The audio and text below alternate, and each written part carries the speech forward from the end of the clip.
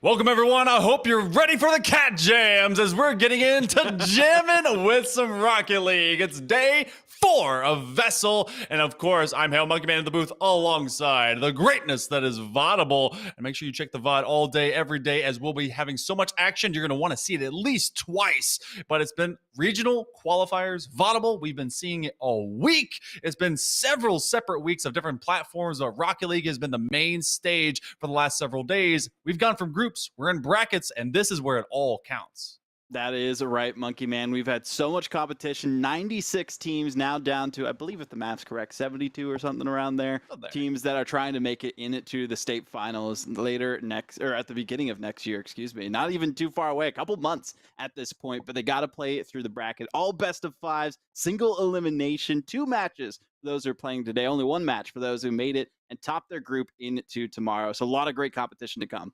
We already have some matchups ready for you guys today, as we're going to have both our streams both here for VESL GG and VESL GH. And of course, a bit of a showcase. I'm just going to drop that little teaser there because you don't want to miss it. This is Varsity Esports and STEM League for a reason. So take that clue and run with it just as fast as 2023 is trying to become a big Olympic 24. But we're going to go into groups and then brackets now, as round number 1 matchups will be on lock. Coming up to us first is going to be Allegheny High versus East Lincoln. This is where they came from, and on the other side, in simultaneous fashion, because we're going to flip-flop between them, it's going to be Cabtech and Siri ECA. And like you were saying, VODable, they're in the first round. So you have no extra lives. You have to be able to win 2 in a row, and that's going to be daunting for some of these students.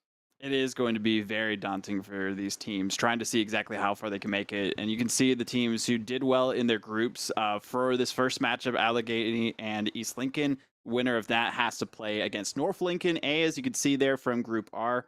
And they're going to be a team that, or actually not from Group R, it's a different North Lincoln apparently, that went 6-0 in their group specifically. And then the winner of Cabtech B and Siri ECA has to play against the team who went 3-0 from Group S. So it's crazy that they have to potentially play a team that they've played before, or a different team that they have no experience against. But both the teams that are waiting, the winners of these first 2 matches, have not dropped a single game in their group. So that's got to be daunting, to say the least. Yeah, you were talking about doing some fast maths, and I think the easiest math is just to keep a 0 in the losing column. Make sure you don't drop anything at all on your pathway into the regionals. And we're going to be having those regionals late January, so we have to reduce the entire crowd from 96 to 72 to 24. It's just half and half and half and half all the whole way down.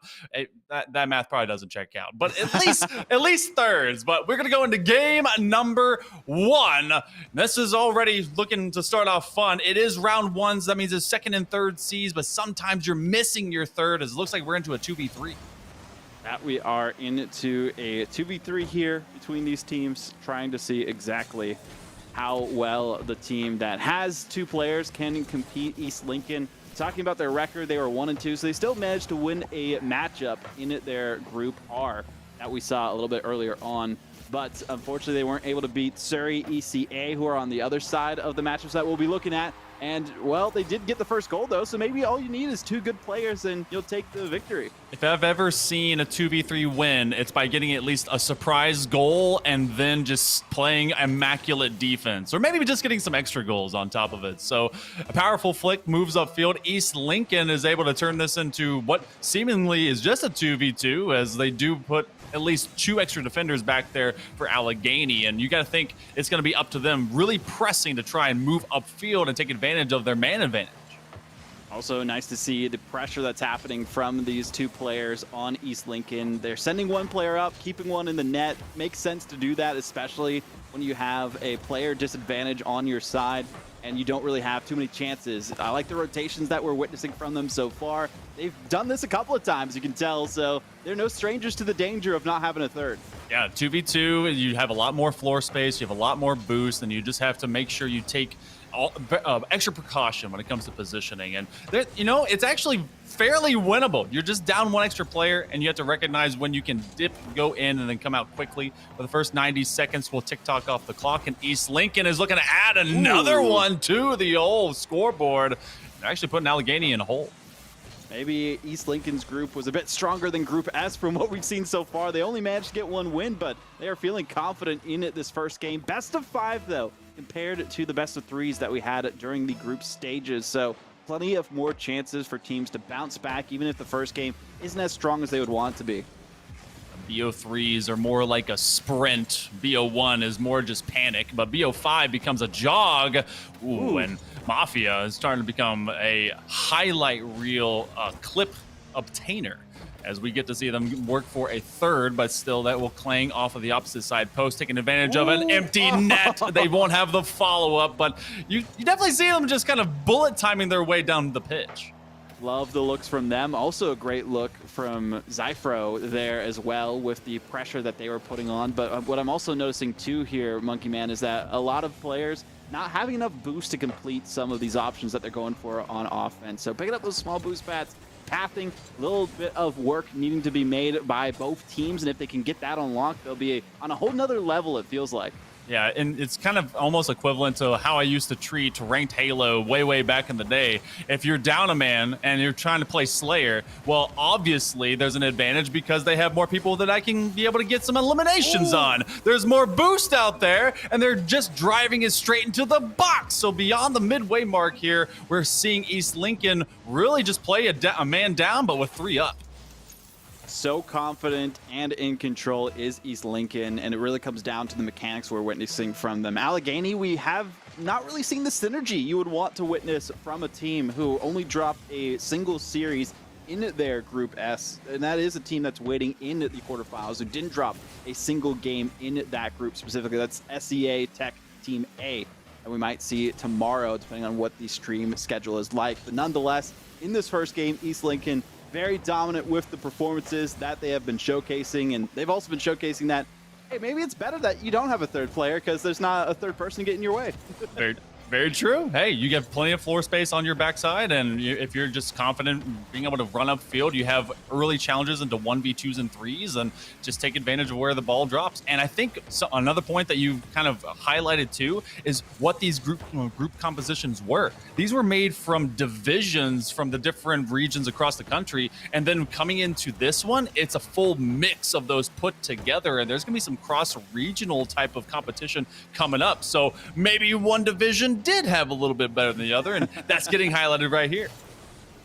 Well, we need to see more vision, at least from Allegheny on offense. We've seen some decent defensive pressure from them whenever they've faced off against the individual players, but a lot of it has coming down to miscues on the timing. You do see Clumsy Alliance waiting in the back end as a designated goalie for their team, and really need to see more of that typical rotational style from these players so everyone can have a bit of a highlight on offense and have all your bases covered. So it's not just one player might be stationary in the net, because it's really hard to react when the pressure is on like that for Mafia. Yeah, once you're kind of started and stalled, just like I was, on your wheels, it's very difficult to just suddenly get up to competition pace. And so with less than a minute to go, East Lincoln has been able to bury Allegheny under a quadruplet of goals.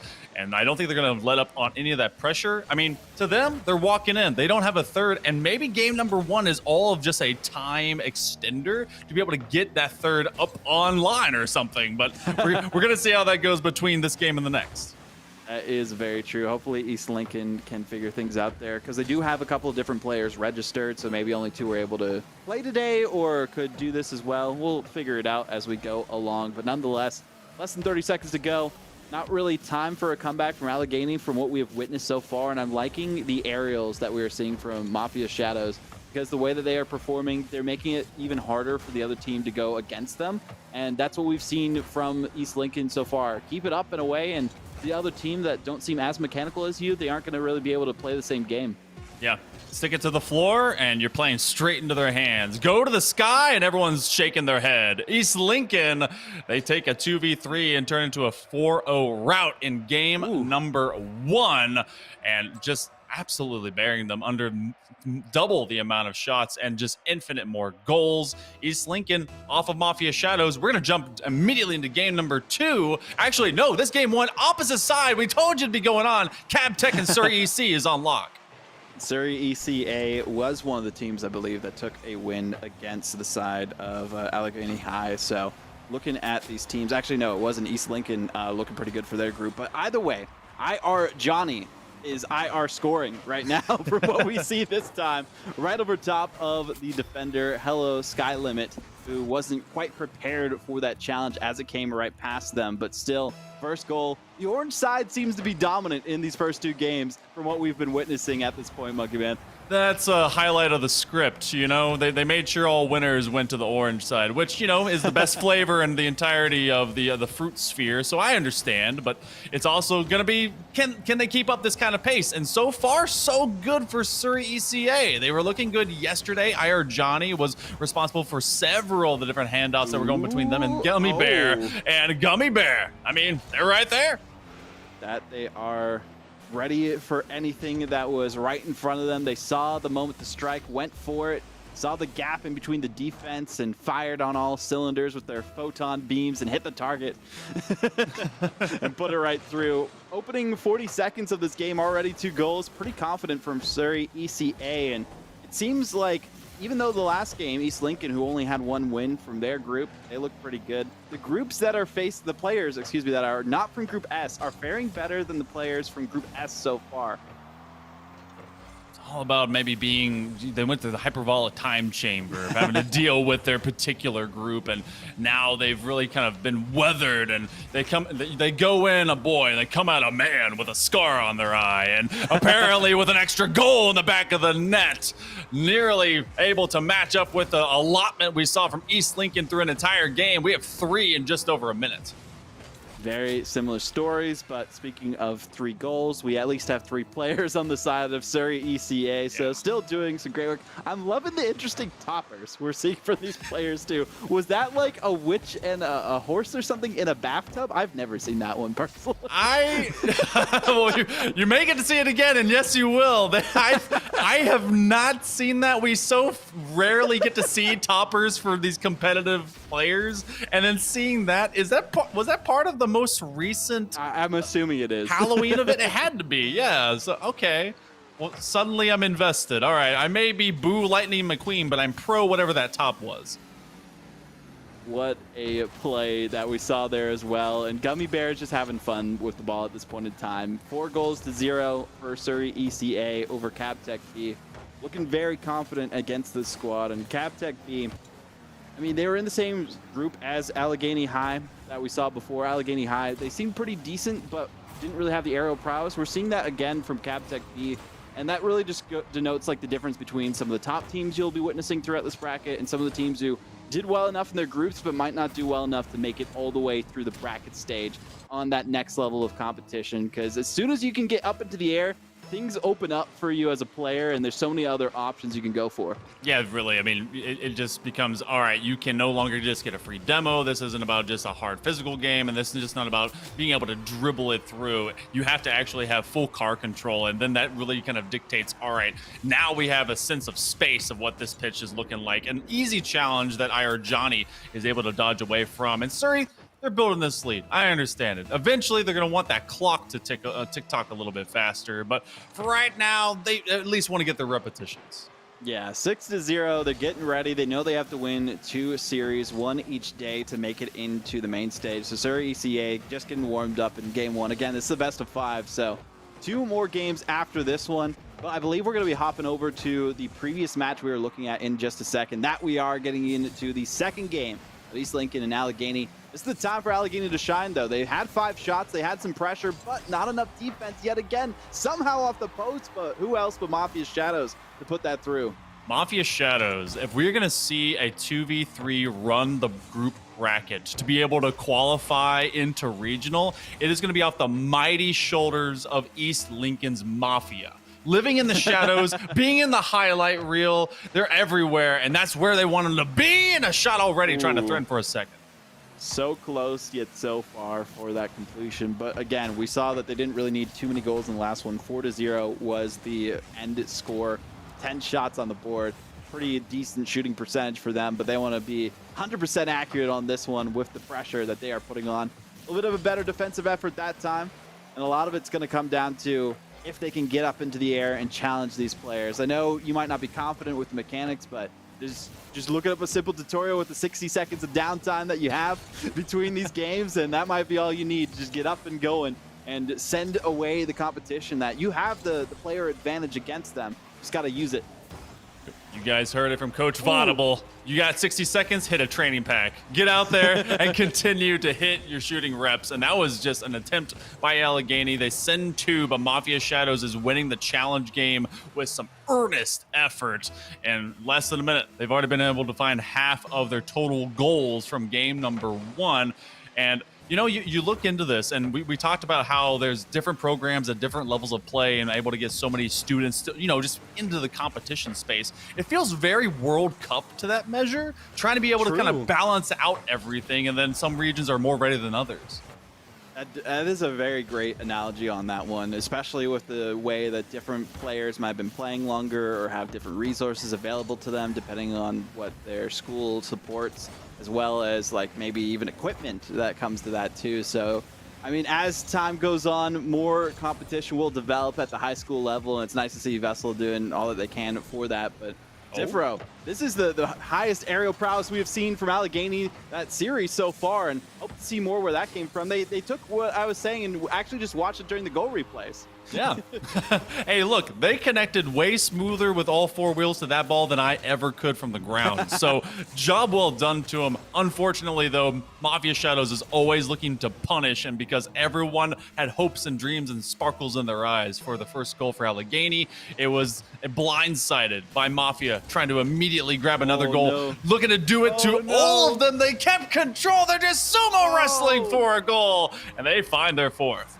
Slow and steady seems to win the race this time, especially when you are at a disadvantage in players in the relay, and they don't really need that finisher because it's all on Mafia Shadow's shoulders from what we have witnessed so far. We did see at least 1 goal from Mikey Kong in the last game, but all 4 have been for Mafia Shadows this time. And it seems that both of the matches that we have in Pool 12 in this first round seem to be mainly dominant by one squad.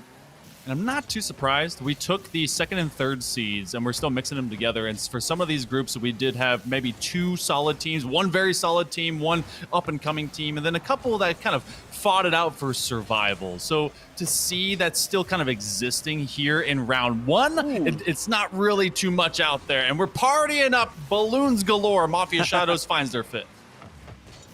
Just raining balloons, as you mentioned, a party in the gold box as they get another one on the board that time. But still, East Lincoln, they were the 3rd seed out of their group. So them just only winning a single game makes me wonder how strong Group R really is. That's true. There could be quite a few that come out. And I actually want to know if we end up getting 3 of any given group to make it into the big brackets, into regionals. That'd be kind of cool. All right, have your Group R pride. Yeah, wear giant Team Rocket T-shirts coming out. I'd want to see that.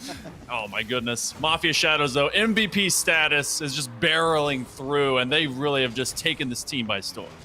Well, I guess you got to say that on this East Lincoln squad, I'd say Mafia Shadows is probably Jesse, because Jesse comes up with like all the plays, and then that's true. The plans, and then James is like there for support, and that's what we're seeing from Mikey Kong on this one.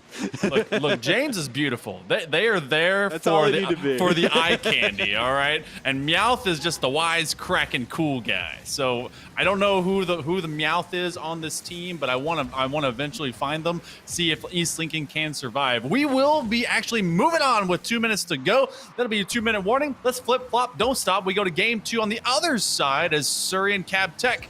Will we see a blue goal tonight here, Vaudable?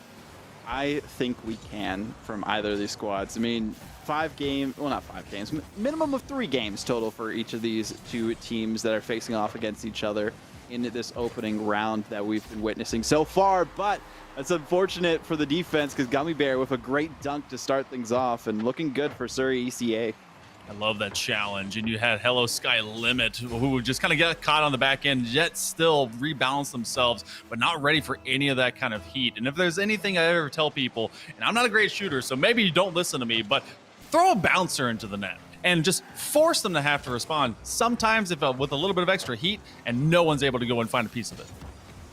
First 30 seconds with a goal there. We saw some pretty quick ones from Siri ECA in the last one, where I think it was, 2 minutes gone by and we already saw 6 goals. Well, we're on record pace for that yet again here, Monkey Man, with the pressure that's being put on the demos, making it that much more difficult, though, on the defense. Oh, I feel bad for Sky Limit. They actually were in a good position, but they didn't elevate, and they ran out of wall as that one went from demo to handoff to scoring in just immediate process of elimination type fashion. So Siri EC, again, continuing our orange featurette of dominance, and probably Peyton getting involved. Probably pretty happy about that next shot. Probably. Probably. Probably having perfect placement on this shot for that to go right towards the back of the net, away from the defenders too. And this is all in the first minute against Cav Tech B. These players, they were used to closing things out early in 2 games. Well, now they're trying to just tack on one more, and they say, no problem, we got this, and we're going to try and perfect sweep. And so far, both the teams on either side, as far as we're aware at least, have been getting perfect sweeps from what we have witnessed in game 1 and 2. And even if it's not a perfect sweep, the confidence going into tomorrow with these alleged wins, because again, still potential for a reverse sweep, but what we've witnessed so far, Monkey Man, I think we can, it's fair to say, Siri ECA and also the other side of East Lincoln, very confident showings into these first matches. I mean, blue teams could be thrown for content too. Maybe this is a whole instead of it's red versus blue. Yeah, instead of Group R Pride, it's blue and orange Pride. Okay, that's everyone is just on one half of one team. But Siri EC definitely. This is one of the things that we preached to a couple of days ago.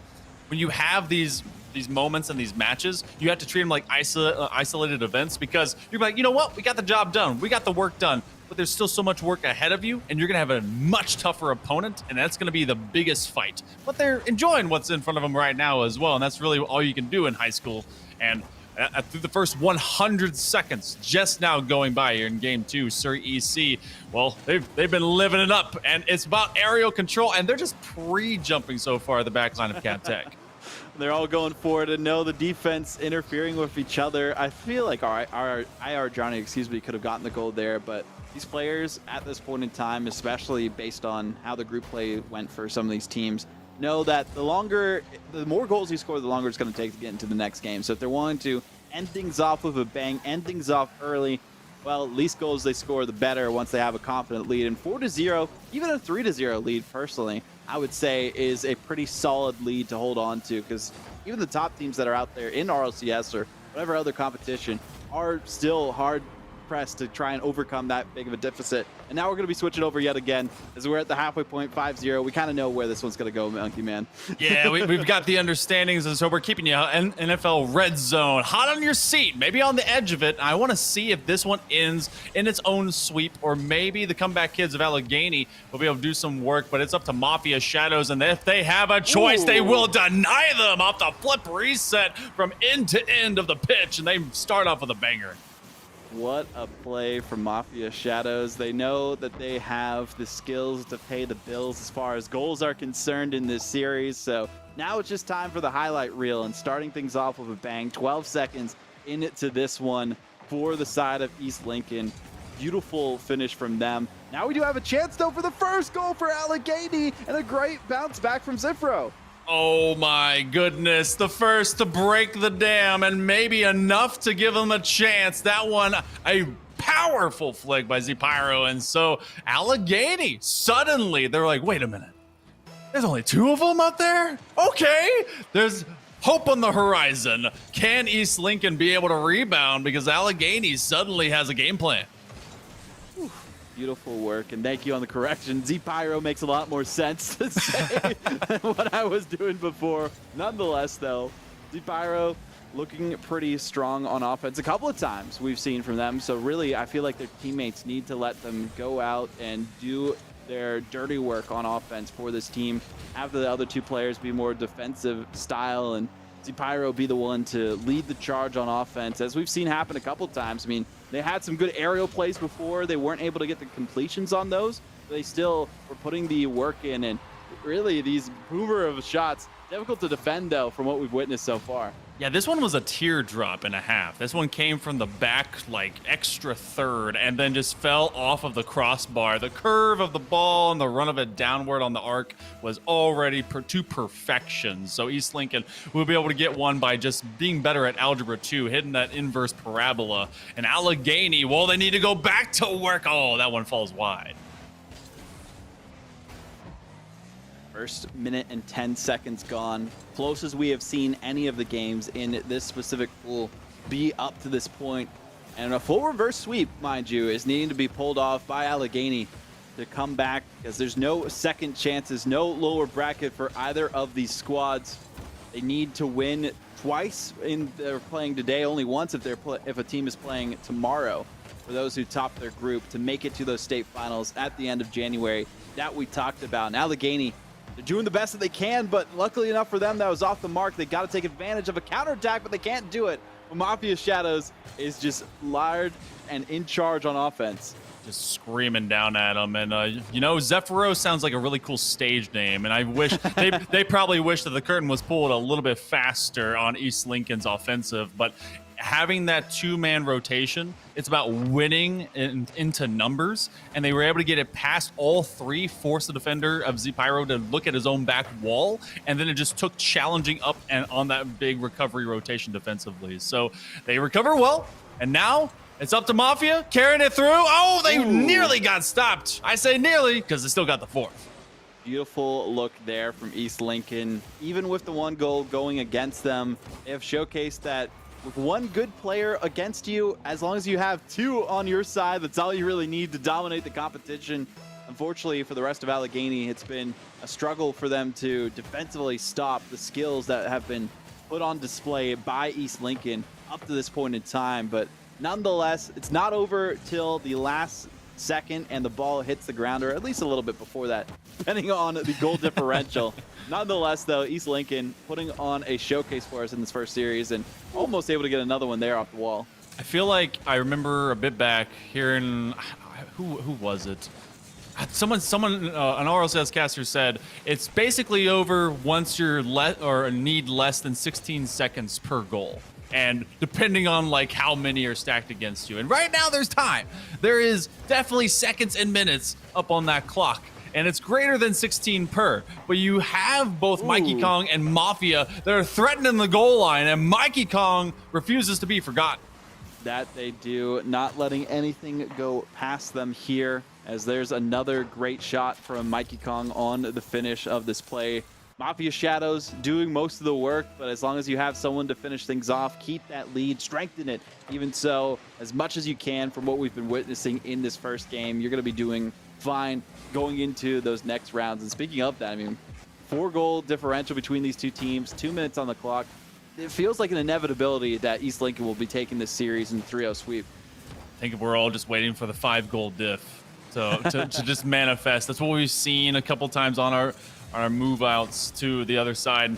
We're giving Allegheny kind of their swan song to this motion with 100 seconds coming up. And again, more aerial control. Mafia Shadows looking for a 50. Oh, it's denied, but Mikey Kong, there will be the barrel at sea. And I think you and I can step out before Brazil happens. And so East Lincoln into a 2v3 coming in dominant. They're going to try and will be moving on in a 3-0 sweep. Beautiful look from East Lincoln there to get that victory. Wasn't a perfect sweep, but they still got it nonetheless. And they will confidently move on to face off against the side of North Lincoln from Group R again. So East Lincoln and North Lincoln from the same group facing off against each other in that next round. But IR Johnny getting the first goal here. It's interesting to see how quickly IR Johnny has been able to strike every single game almost.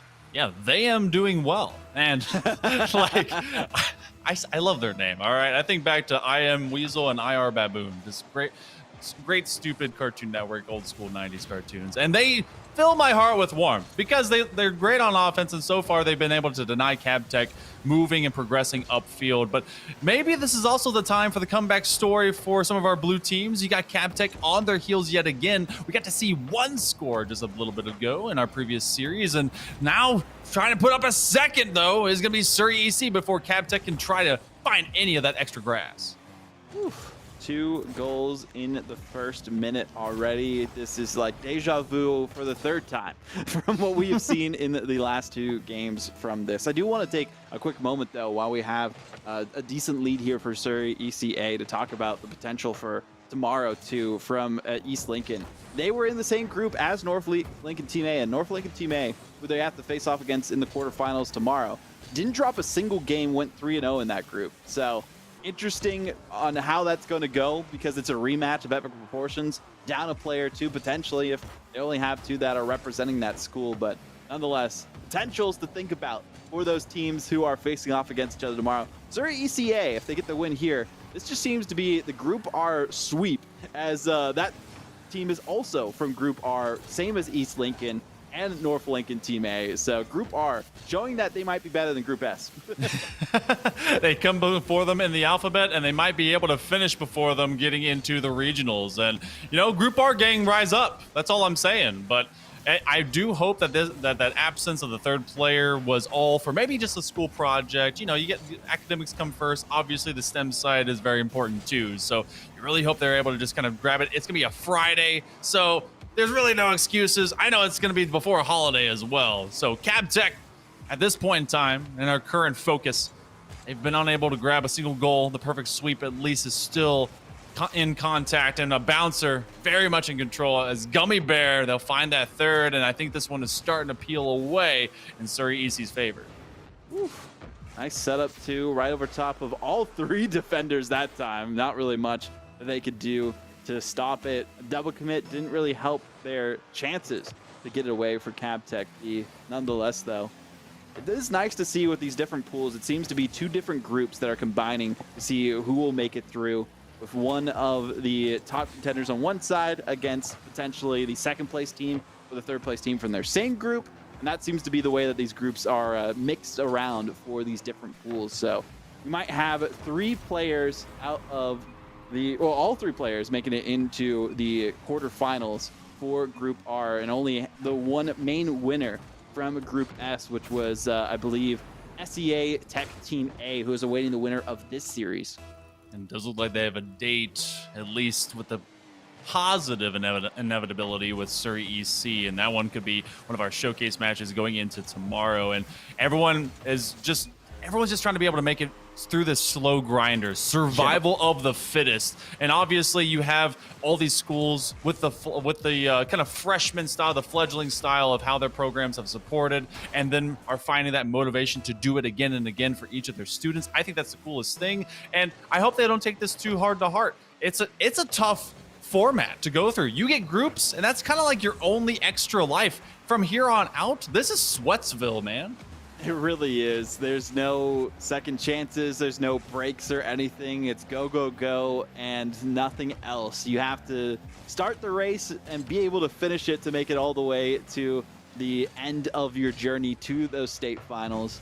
Nonetheless, still valiant efforts from the teams who participated in everything. I mean, made it to the group state, or to the bracket, which is more than, 24 teams that didn't make it here too. So already better than a quarter of the competition almost, and looking pretty good there. And now we just got to see where the rest of the teams shake out as we cut off another quarter of it as well. Back with me in the gang whenever we put top 128 in our Rocket League titles. Hey, you know what? That's a big deal here too, because these guys are trying to put up some pride, not just for Group R, Group Orange or Blue, but also for North Carolina. So they've already done that for their own schools, and there's gonna be a lot of people that are very proud of them for competing in the first place. But 90 seconds to go. Surrey EC, they get to carry that flag a little bit longer. Looking on the pre-jump exit, well, actually with purpose, as Gummy Bear went and found the reset, but couldn't obtain all of it to try and punch to their teammate. IR Johnny waiting in the wings, but gonna fling that wide, but not exactly like they need more. This is just looking for highlights. Pretty consistent, like 6-0 score lines that we have seen across the board in our first 2 matches. So I'm curious what the rest of the competition is going to evolve. I mean, looking forward to the other matches that we have on the docket here as well, as we only have less than a minute here. We have Northside High versus Esports Legends B, and then I think it's Huff A versus Providence B for those teams facing off against each other. So, you know, another smorgasbord of teams who place 3rd or 2nd in their specific groups. making it forward and seeing if they can win in their best of fives. But I know we're not going to just get sweeps the entire day here, Monkey Man. I know there's going to be some stiff competition as things dwindle down with the remaining teams in these pools. I already see that Huff versus Providence B matchup. That it has a potential for at least a game 4. CMS brings the talent. We saw it all the previous couple of seasons, and then going into this one, now they're seeing the magic of what's there across the stage. 16 seconds left. That one sneaks onto the opposite side pipe. And now maybe just some exclamation points to add to the end of the paper as Siri ECA is just writing their name on it. That they are 16 seconds to go. Will we see another goal go through and maybe a setup for a final Brazil in this best of 5? It's always fun to see those. On the A stream yesterday, we saw a couple of them. I think it was like 3 total. Wow. But a lot more goals than that. At one point, it wasn't on a stream match, but it was during the break. 16-0, an A team did to the C team from the same school. So, you know, these players are showing up with big numbers. They want the stats. They're trying to pad them as best as possible, but 6-0 will be the final scoreline in that third game here. Siri ECA move on to tomorrow to face off against SEA Tech Team A from Group S, the last team remaining from Group S. So Group R, 3 out of 3 teams made it into tomorrow, which is great to see the progress that pool has made.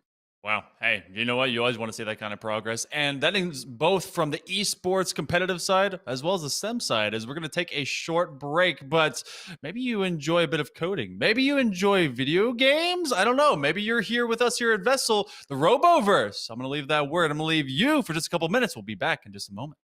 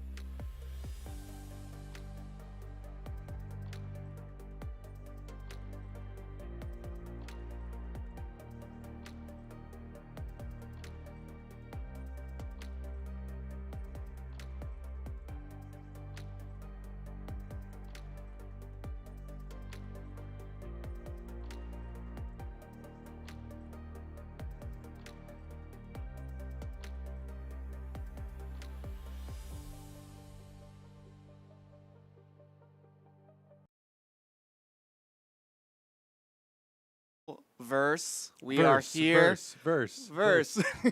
I'm Charlie. I'm the league commissioner. I'm here with Star-Lord, a.k.a. Malcolm, who helps us with STEM stuff, and we are making an announcement that a lot of you guys have probably been wondering about for a while because we are the Varsity Esports and STEM League. So the way that we do STEM here is that it is competitive just like the esports are. So we want to help you guys learn important tech concepts so you can get one of them like good paying jobs out there. And Love those. yeah, we do like those. But we're going to do it in a way where you're actually competing just like you compete in esports. So that makes it a lot more fun, a lot more motivational. And this year, what we're going to be teaching you is actually artificial intelligence. Artificial intelligence. You heard that right. So we've actually designed our own video game here at VESL, and it's called the Roboverse. Verse. Yes, the Roboverse. So in the Roboverse, you will actually train your own robot on how to play a game of basically the floor is lava. You'll give it its rules. You'll figure out what is the best strategy. And then when it comes time to competition, your robots, and you'll pick as a school or as a player, your robots, we're going to match up different schools against each other. And your robot is going to go against another school's robot. And you're not going to be able to control it. It's just going to follow the directions. Isn't that right, Malcolm? That's exactly right. So it'll be a combination of different variables that you can choose from that help your robot decide which platform to go to not fall into the quote-unquote lava, which in this case is water. Water is the equivalent of lava for robots. That's honestly. a good point. Yes, robots don't like water. And that means it's going to involve a little bit of math, right, Star-Lord? That's right. Algebra. Who loves algebra here? But don't be scared because we actually have a training material for you guys to follow. So you'll get to go on, you'll get to look at your own, you'll get to learn on your own pace. We're going to post information about that in Discord tomorrow. So you'll have some curriculum, some educational materials that you can learn about. And then you should go out here in the next couple of weeks and start training your robot. You can play as much as you want. You can challenge other players. You'll be starting out by competing as your own individual, and then later we'll have team versus team competitions. Now, And we're also going to have some exhibition matches, I think. Yeah, we'll put such some as a Star-Lord versus Char-Lord matchup we here. may have a Star-Lord versus Commissioner matchup at some point here. But first, we decided to challenge ourselves. So what we did, I'm sure all of you guys have heard of ChatGPT. We are doing a matchup. ChatGPT trained another robot. So that's actually, we probably shouldn't have done that. That was a little scary. Robots training robots. Oh, it's Could've- too late now. We oh, well. cannot put Hopefully- that back in the box. Anyway, ChatGPT designed one robot. Our staff here at VESL designed another robot. And we are actually about to watch live which robot wins. Star-Lord, what's your prediction? My prediction is that the game designer who designed the robot is going to win this time. But as with all things machine learning, they learn much faster than we do. Wait, okay, so our robot is which one? It's on the right or the left? The leftmost one. Okay, so the VESL robot is on the left. I think. It seems to be pushing the ChatGPT robot. No, Oh, I'm wrong. camera change, and also change That one's ChatGPT. the green one. This one, that one that we just spun around is ChatGPT. Okay, that's ChatGPT. They make a move over to the side. Okay, our robot is going very safe, skipping one at a time. Okay, I'm liking this because Ooh. ChatGPT is putting It's itself in a trying- corner. Yeah, it's Oh, we trying to got cut him. it. We got him. I don't know. Up. Those piers are breaking underneath him. We've got him trapped. There's nowhere else for him to move. Up.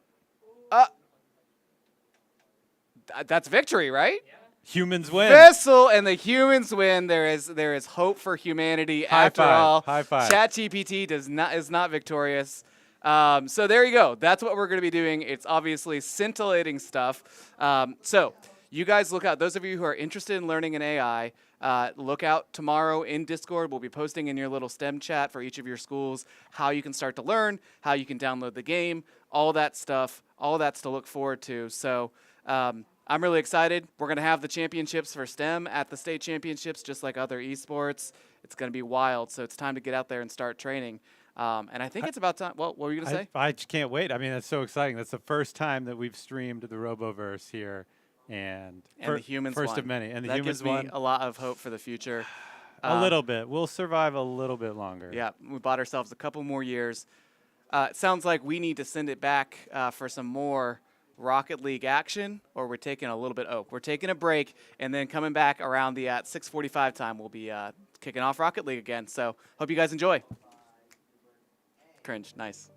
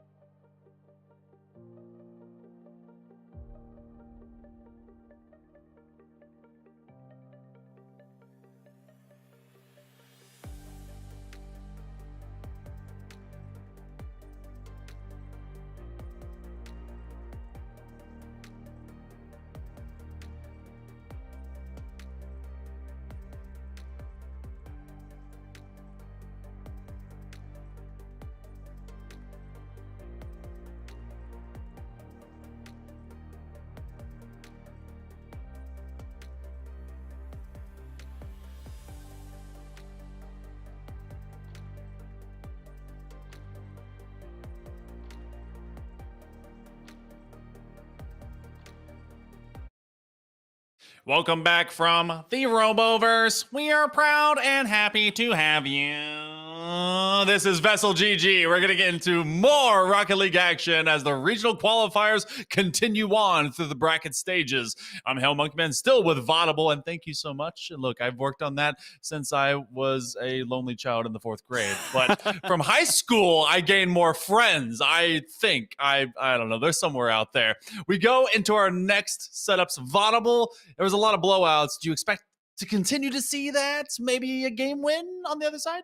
I think we'll see a game win on the other side. I don't know exactly in this first one because we have 2 teams from different groups. One of them only has 1 win. The other one has 2 wins. But from what we saw in the last series, it didn't really matter if you had 1 win or not. It really just depended on how strong your group was. So Group I, we have the side of Northside who went 2-1 from that side. And then Group J, we have, or Group E and F we have here too. Esports Legends B is the team that's playing against Northside in their specific pool. They went 1-2, as you can witness. So really got to know exactly how those 2 teams are going to fare afterwards. We saw those teams actually on the A stream last time, and Esports Legends looked pretty strong for the most part. So we'll see how that team looks for there. And then on the other side of things, the other matches will be Huff Team A versus Providence B. Both those teams, well, at least from what I was looking at, it was 1-2. But apparently Huff went 2-1, so never mind. It is a 2-1 matchup for Huff Team A, and then Providence B, I believe, for themselves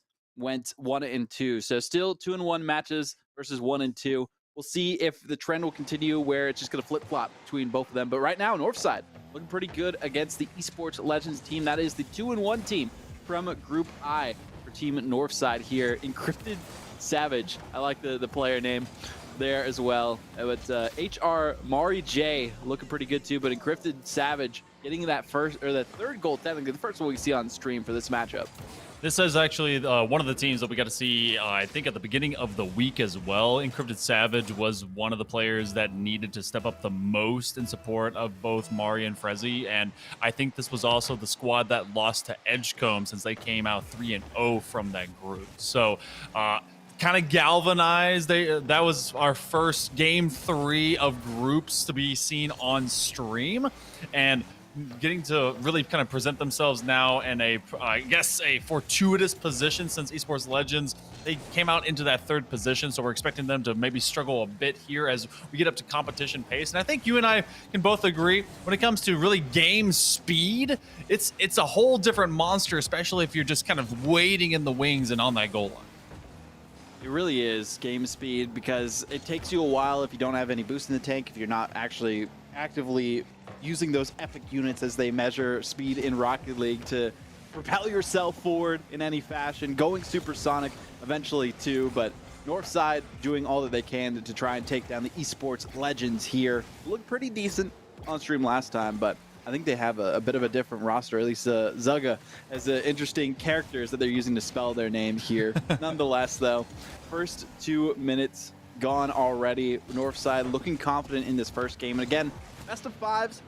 I don't think we're going to see a necessarily like sweep here. I think we'll see like a goal or 2 from Esports Legends because they seemed confident before. They're just getting stuck in their side. They were down earlier on as well.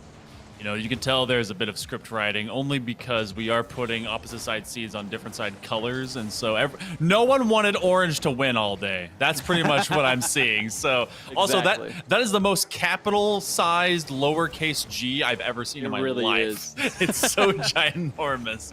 But It looks like someone drew it on the screen. had the whiteboard. You're like, yeah, that works. Yeah, just put that in. Just type it in.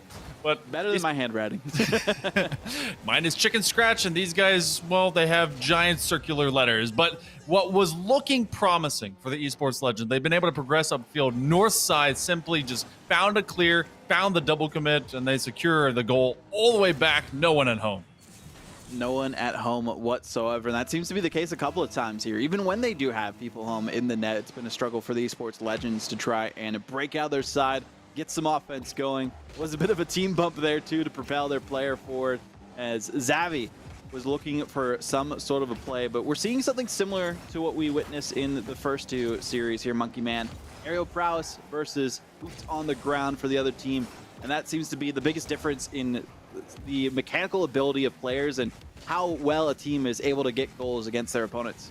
I feel like, you know, when I look back on my career as it kind of, well, has petered out now completely. Another one for Frezzy as to kind of staying on the goal line.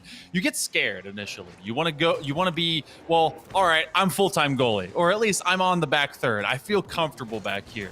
But you do not get any kind of progress unless you go out and take some risks. Now, will you end up with several losses? Yes. Will it look as bad as my graphic? Probably not. But if you at least are able to go up and then with this kind of teamwork and with this kind of student support that you have, you really can be able to make that a lot more progress a lot more quickly because you have that communication already nearby. And that's some great communication we've seen already from Northside. I mean, we always talk about the other teams, what they need to do, like the difference in the skill level and all that. But a lot of it has also come down to one team just being really good at Rocket League. Oh, yeah. Yeah.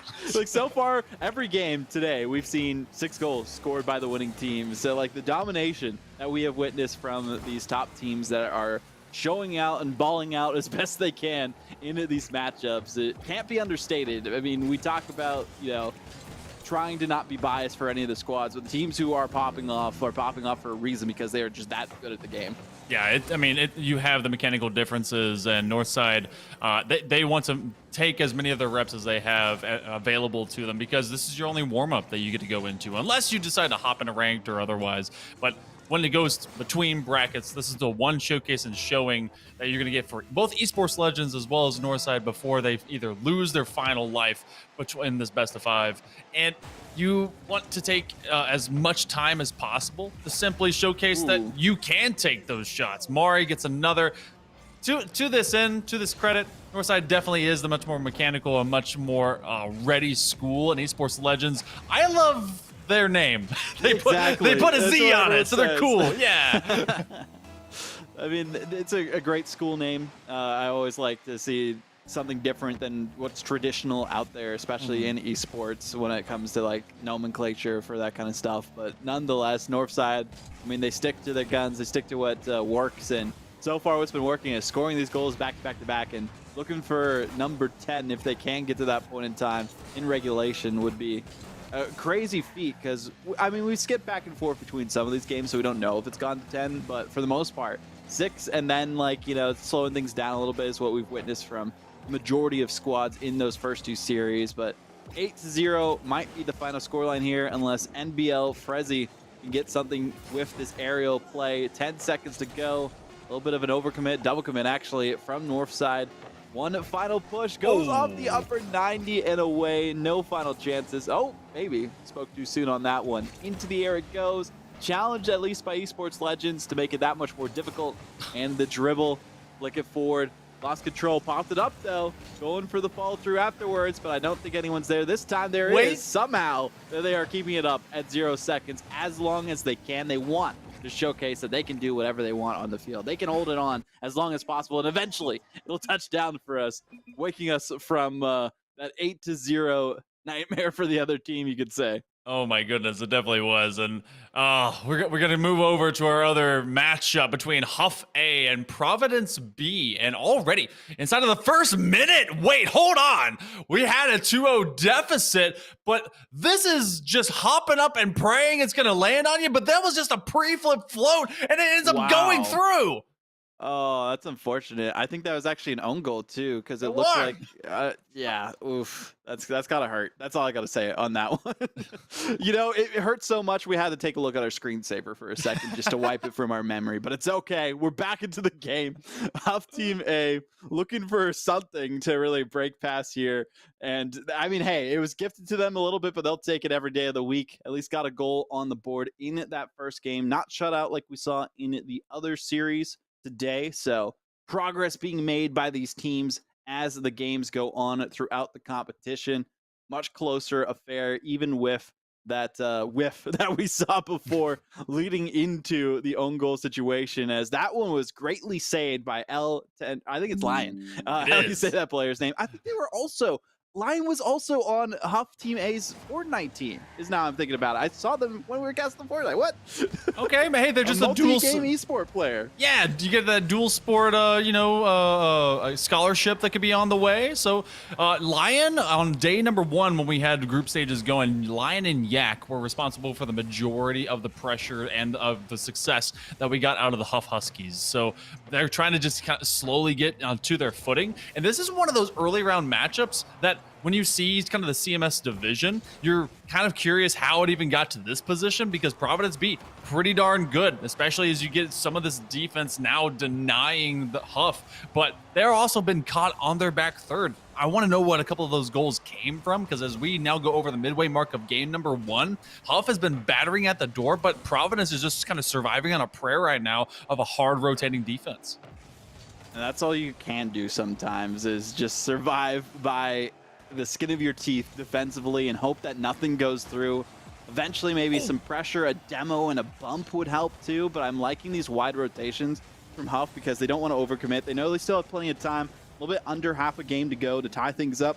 And they know these counterattacks are so deadly. I'm assuming counterattacks is what led to most of the goals from Providence B based on the pressure we've seen for both these squads. And you don't want, if that's the case, you don't want to give up too much space when it comes to then having a member up in the midpoint of the pitch. Now taking it away. Shadows had a great carry up and down, looking for yet another connection. A second one from the Dominus, and they actually got their flip back, but no one's going to throw it away early, as Lion and Yak are going to try and reconvene together. That's a back pass. That goes over to Yak. That's going to be a slow floater. They're trying to dive in. They do make a double commit happen, but there's no one there to try and punish it because the ball ball fell out to the passive corner.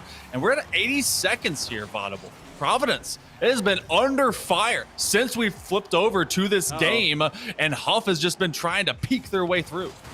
Into Shadows also had a team bump situation, but luckily for them, nobody on Huff was in position for it. I'm liking the center from that as well, but a little bit off the mark. No, it's not enough for them to put the pressure on and push past the limits that they have found themselves in, because they still have not been able to get that fateful tying goal just yet. The double tap a bit off the mark as well. It seems to be the plague for Huff Team A. I'm curious on what the exact number of shots are at the end of this series as things continue to go along in game number 1. Providence, just stalwart as ever can be defensively for this team. I don't know how that Providence are still holding on to this. Well, they might be getting another one, and that they are. The sad Gecko, sad no longer after getting that goal.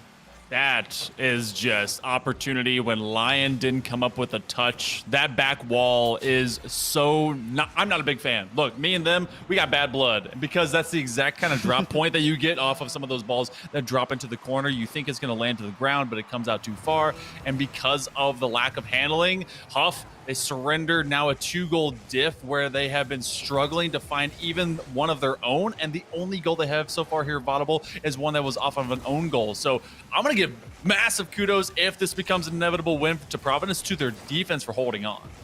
And that's really what has won them the day so far in this first game. Even after having a little bit of a mishap for that own goal situation that probably would have just gone off the side wall, but nonetheless, strengthened their lead, felt confident defensively, got game number 1 under wraps, and looking forward to see how they perform in the next game. But I believe we do have a chance to check at a look at those stats, and still so many shots, 8 shots, outshot the other team, of course, because all the pressure that they were putting on, but those 7 saves holding up the defense for Providence B. Great look from them. I believe we do have the other game from the other series going on now, and who else but Northside dominating like we would expect from their performance in the last one. Almost got the double tap there.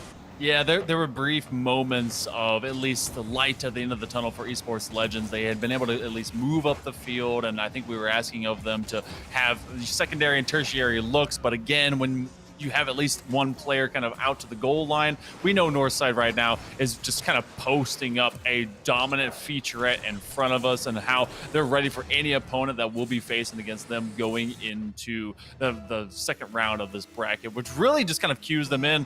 You're looking at this kind of team, Vaudable. Northside, this looks very formidable for anyone to have to face off against, and they look like they're ready for that regional already. That they are ready for anything, and this is beautiful looks from Team Northside. A great pop-up and the follow through. The defense could have gotten that one, but panic under pressure, I mean, it happens to the best players that are out there, and that's a big thing to note here too. This might be the first time some of these teams are actually playing on a stream.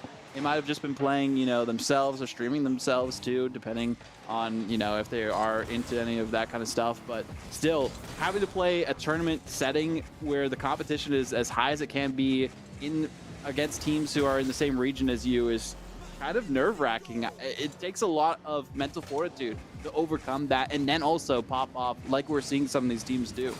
Yeah, you don't get to hide behind your Snapchat filters and pretend to be a VTubing potato or something.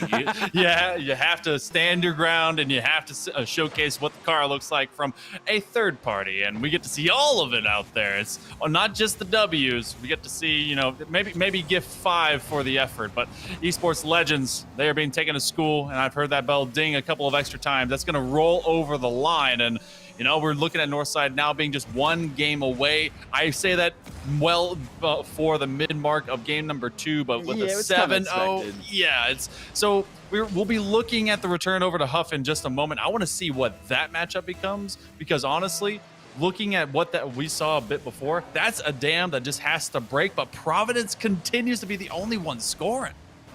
It does seem to be the case. I mean, those early leads, so monumental of a challenge to overcome for any team, especially at this level of competition. If you don't have that lead, you don't have that confidence going forward, and there's nobody who has confidence on either side to get this goal away or in. Somehow the player who was trying to shoot it in saved it away instead, which is insane to see. But Providence B, unfortunate for them, because they were hoping to strengthen their lead even more so in the first minute there.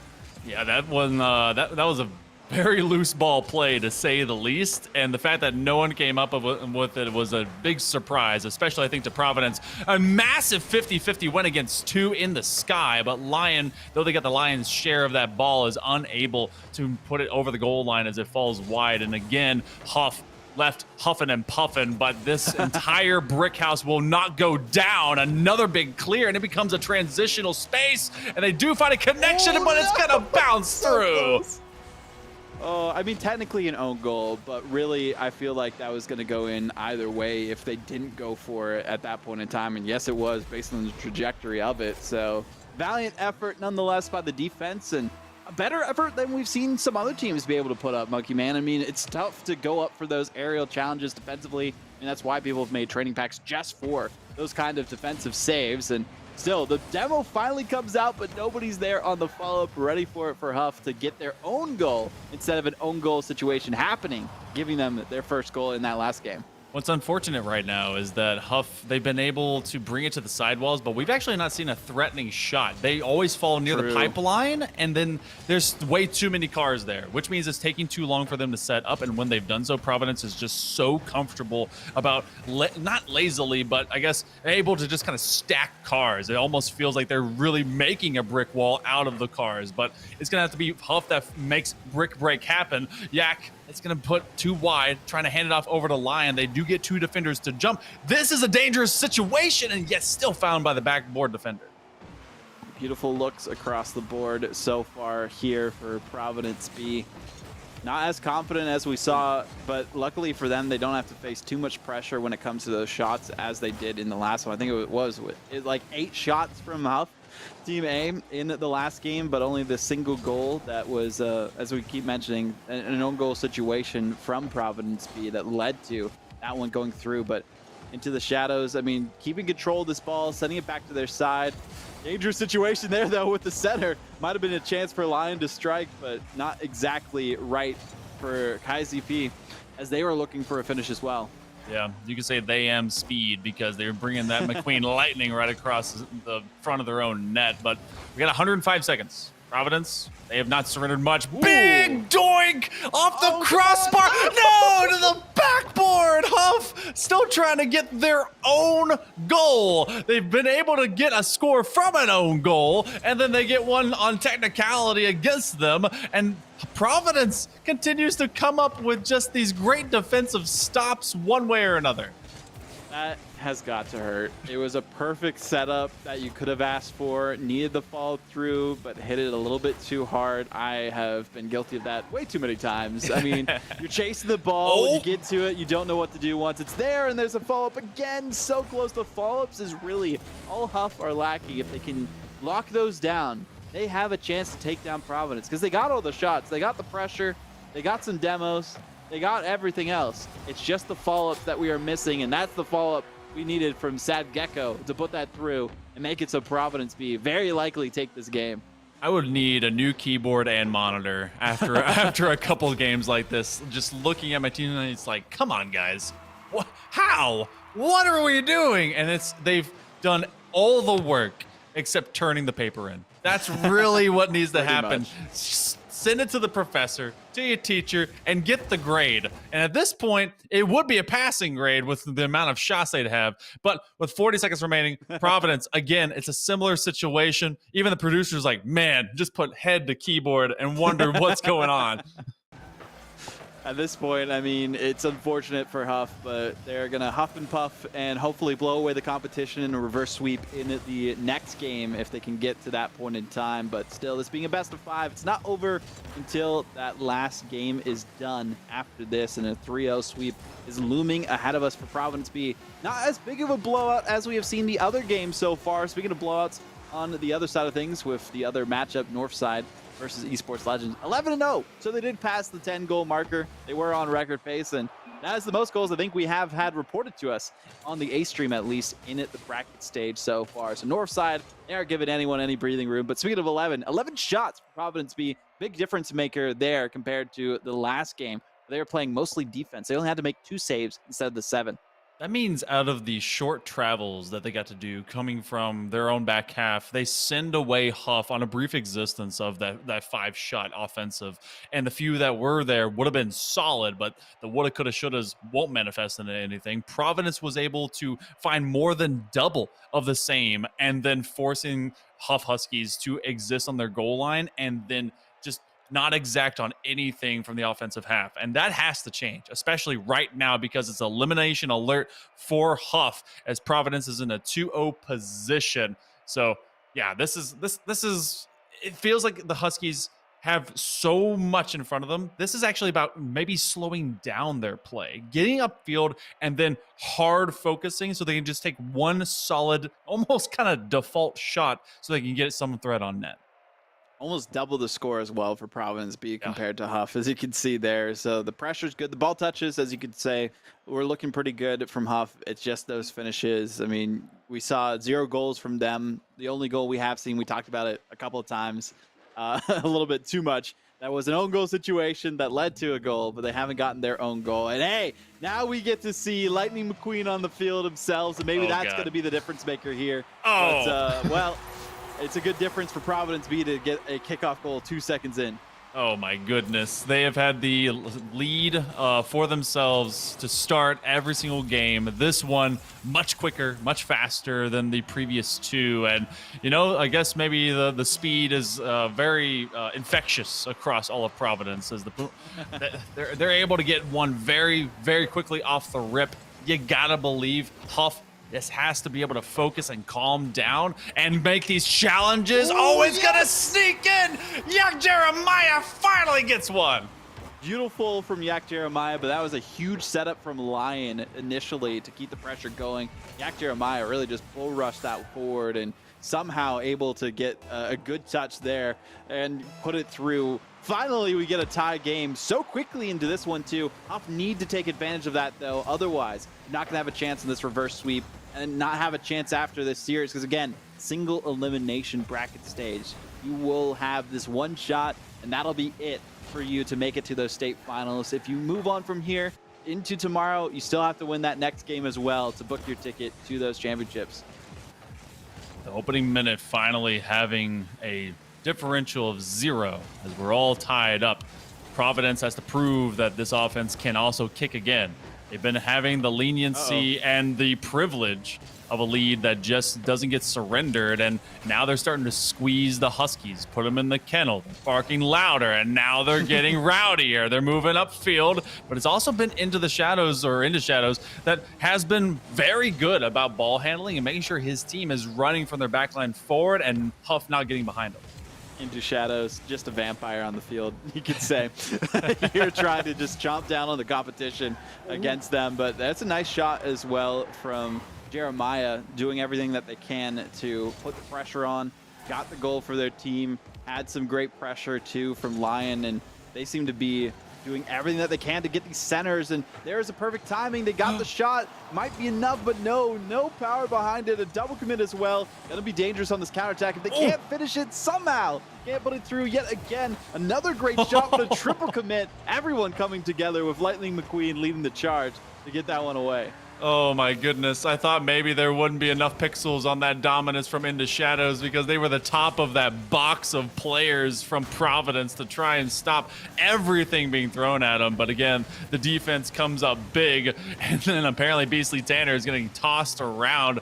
Tell him to go right and take another turn left. Lion, big challenge. This one's going to drop in front of the box, but it's from the backboard that the defense shows up again. The midway mark, Kai has to get there and able to cut him off at the pass, and they will slow down this counterattack. Right at the halfway point of this game, a little bit more so than that. Neither team giving an inch. Both teams struggling to see exactly what they can do to break out of their side and get the game-winning goal. Huff, potentially the series-saving goal for them if they can do just that. Providence B, the series-winning goal to move on to the quarterfinals against their inevitable opponent, but there it goes! Oh, going to the back of the net. Really was just going through, and the defense couldn't stop it from all the power. What a steal by Kai. Self-pass and no one expecting the amount of slap shot on it. And then, of course, when you're kind of lateral to your own net, you're turning yourself into a possible backboard. But you got to make sure you find the middle of that ball. Otherwise, it's just going to ricochet right off of you. So this is the offense, be it from opportunity or otherwise, that we've been wanting to see out of Huff. The Huskies not dead yet. 2 minutes to go, and Providence is going to be able to put on a shot. The slot will be denied by Lion. What a great save, and another one afterwards, and that might actually lead to a goal if Into the Shadows didn't have, or Into Shadows, yeah, I keep saying it too. Into Shadows didn't have boost, that would have gone in. Luckily, they did have some to work with. Still, will it be enough for Providence B to keep things going offensively? They faced the gauntlet before in game 1 and were able to come out on top because they had a lead, but no lead no longer as it's down yet again, and Kai is going to put that through yet again, 3-1. What a lead and what a comeback so far. Hey, you know what? They knew that we were having sweeps all day, and they're trying to make sure that they have something of a fiesta for us to party with. So it's not quite over till it's over. Several seconds, and Rocket League time can be both long and short, much like Microsoft Minutes when you're trying to install. But Huff has installed an offense that can break through Providence. Lion is going to float one nearby, and everyone is on the ground. They can really take advantage of it. Oh, but they still shoot it straight into a dropping defender. Fell straight into their lap, but now we got to see the comeback arc for Lightning McQueen. Unfortunately for Beastly Tanner, it hasn't really been enough with the card change for them to get it. It seems like the good luck was gone after that, and all the good times were behind them, a remnant of the past performances that we saw in game 1 and 2 from Providence B. Nonetheless, though, less than a minute to go to get 2 goals for Providence B. We've seen it happen in less time. They can do just that, but an update on the other side of things. Northside currently up 6-1, now 7-1 in their game 3. Very likely to sweep there, but hey, Esports Legends got a goal at least. Yeah, they got one, and maybe that could have been meme set up for Brazil, but that's one to build an entire program off going into maybe the next semester, and otherwise when we get to see more of that STEM side of the competition. But with 20 seconds to go, Providence is at least threatening, floating along into this back half of the Huskies. A nice extra tap. That's not going to make it around Kai, who's trying to find extra floor space. And Huff, they're trying to find extra series time. We're going to be seeing them move into game number 4, our first non-sweep of the stream. And Providence will have more work to do if they're going to try and take their advancement into the next round of the bracket. There we go. Huff Team A wins a game. They got close to it in the first one, and well, what do you guess? 10 shots. Pretty confident from them. Even with the 7 saves from Providence B, wasn't enough because they were stuck in their side for such a long time. They really couldn't do too much, but those assists really carried the day for Huff Team A. That's what they were missing. They were missing the setups, and they were missing the follow-ups. They finally got those, and that's where they started scoring. Now they just got to keep that going, keep that rhythm up, and maybe they'll be able to force a game 5. Yeah, and this was a Huff program that also they made the play-in to the playoffs last playoff time, I guess, last semester, but they came up short against against Independence as that went to a game 5. So some of that is floating around going into this fall semester after a whole long summer to kind of think about it. As I remember explicitly Yak Jeremiah being part of that team, and they were actually number 6 at the time into that big 20-team league. So you got a lot of thoughts rolling around, especially for these players that want to be able to advance on, and they're not going to let Providence have it for free. We go to game number 4. Huskies already under attack. This is exactly what you want to see from Providence B after going down in that game, the way that they did.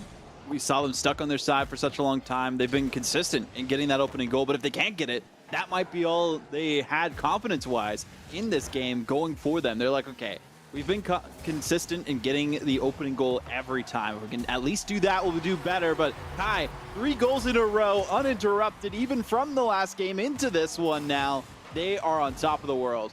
Sophomore able to lead their squad, and honestly they've been finding great midfield touches to transition back into defensive space into Providence, and Huff Huskies have been looking a lot better ever since they've been activated in that way. Lion is looking more confident, same with the junior of Yak Jeremiah, who's putting one through right now, on pace, on time. That's 2 for the Huskies. Huff have woken up and they are ready to chomp down on the competition that is ahead of them. Providence B they are put to sleep because they can't even wake up on the defense, stop these shots from coming through. In the first minute, it took so long to have a single goal scored by Huff on their own side of things, but they eventually were able to do it and put one through and then some in that last game. Now 2 in a row, and it seems like they're not going to stop anytime soon. Big thing here would be for Providence B to get a goal in this opening half so that they can shift the momentum in their favor, because it's already been an entire game since they've scored.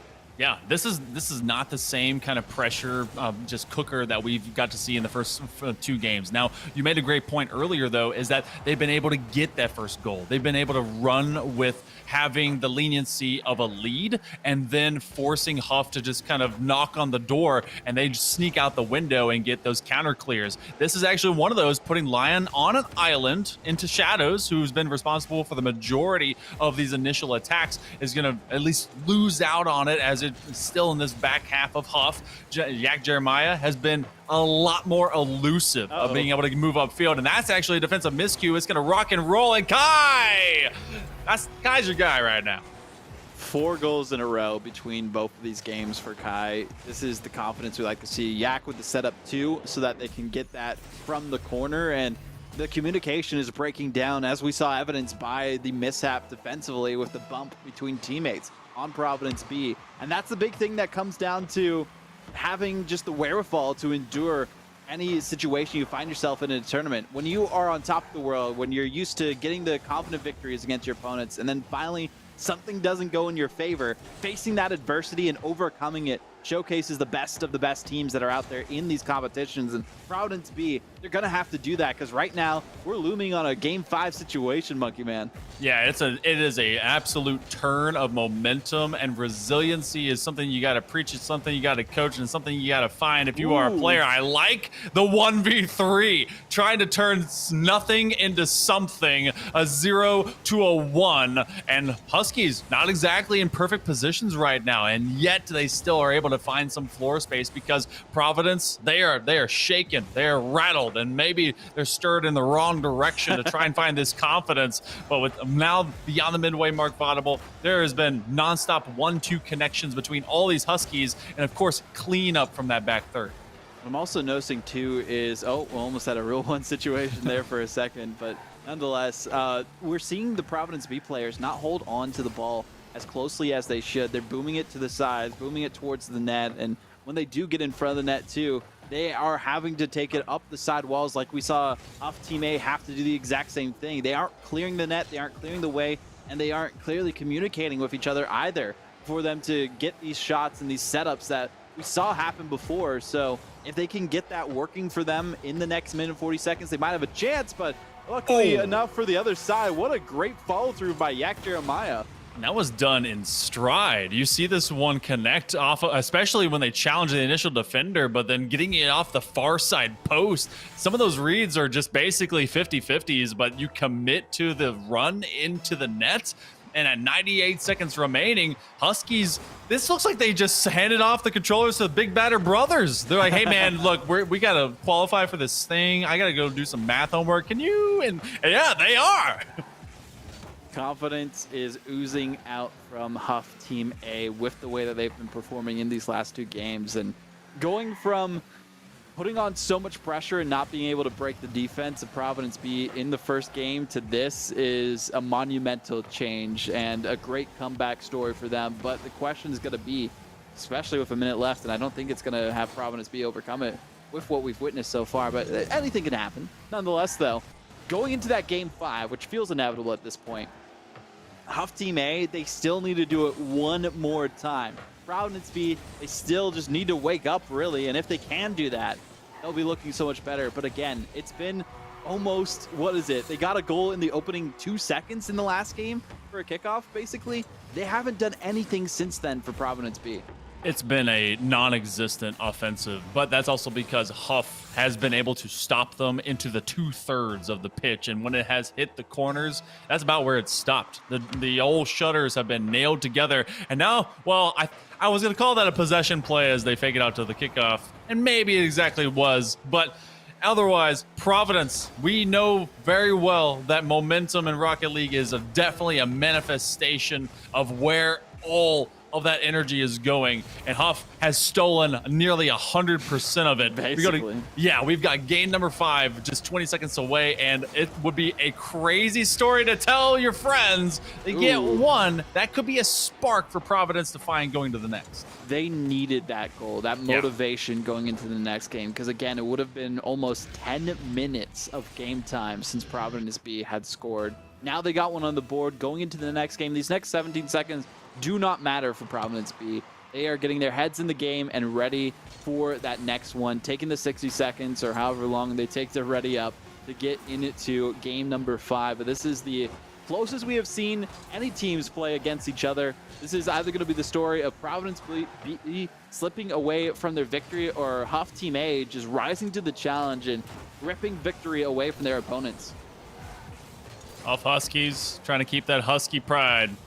But will it be Providence that supplies them with one last surprise? You know that off of that single goal right there into shadows is telling and rallying the troops on the side of Providence. Guys, we had 2 game wins. We just need to win this 5th. Let's shut them down. Huff on the other side, like, okay, guys, we've brought ourselves back, and just look at the sincere amount of pressure. They actually, totality, there was a lot of free ball rolling out there based on ball touches. You can see that one was kind of a lot of midfield contention, but it was the amount of assists that those two teams, or the entirety of the link up with Huff, was just way more apparent. And that's what I was talking about too from that last game, Monkey Man, is that was the difference between Huff getting goals and not, was the passing plays and the setups. They weren't working together. They were just going off the sidewall and doing their own thing individually, and it wasn't working. They changed up the pace. They figured out a game plan in between games to try and pull off this reverse sweep, and those assist plays are exactly what did it for them. Now Providence have to take a page out of the Huff book and get a victory that way. Lion with a great offensive effort that time, but still saved away by Beastly Tanner, who put the pressure on and put the pedal to the metal for Providence B in that last game to get them that one goal that really, I feel like all the confidence was holding on from that, but confidence gone yet again, because who else but Kai to start things off strong? Kai has been cheerleader, coach, and just MVP. All 3 slots filled for Huff to keep them in working order. And you can tell that they are in gamer lean, high fives shared around. And Providence, they do so much working with Into Shadows and how they actively move this team forward, but we got to see a lot more of the opportunistic style of play that Sad Gecko was pitching up with. BC Tanner, much the same, but they've also changed out of meme cars, and they've gone back to just full-on stock Phoenix. So will Huff A continue to deny Providence? Because even though they got a goal or so in late term, I can still chalk that up to garbage time, and they need to find something that's more of a treasure for them. That they do, and they need to find some offense, something out of their side. Great touch by Lion. Again, we've seen so many looks like that from Lion in the air, try and set things up for their team. Yak Jeremiah also looking pretty confident. Everyone on Huff Team A doing everything necessary to get these goals, keep this pressure up, hold on to this 1-goal lead, which might be all they really need, is this 1 goal for the victory for the reverse sweep, which would be the first time, at least I've seen it here, for VESL Rocket League, because most of the matches yesterday pretty much 2-0 sweeps across the board. It's a great best of 5 to bring us back up to speed here, Monkey Man, after the sweeps that we've witnessed so far. We like seeing dominant affairs because we know those teams will find greater competition later, but this also is a highlight of where all those other teams are and how they still have to be tested. And yeah, I think it's been a while since I've seen a reverse sweep on VESL, so yeah, I love to be able to find it, but this is a much more tightly contested match, as you have all of 1 goal, not being able to build upon that lead. Providence trying to steal that back corner boost. I love the challenge there. Into Shadows is going to have a free look. He's going to go to the backboard. That means the second man is rotating nearby, but it's off timing. Beastly Tanner is caught out, and they may be caught up and getting a second goal. Oh no! The defender will put it in.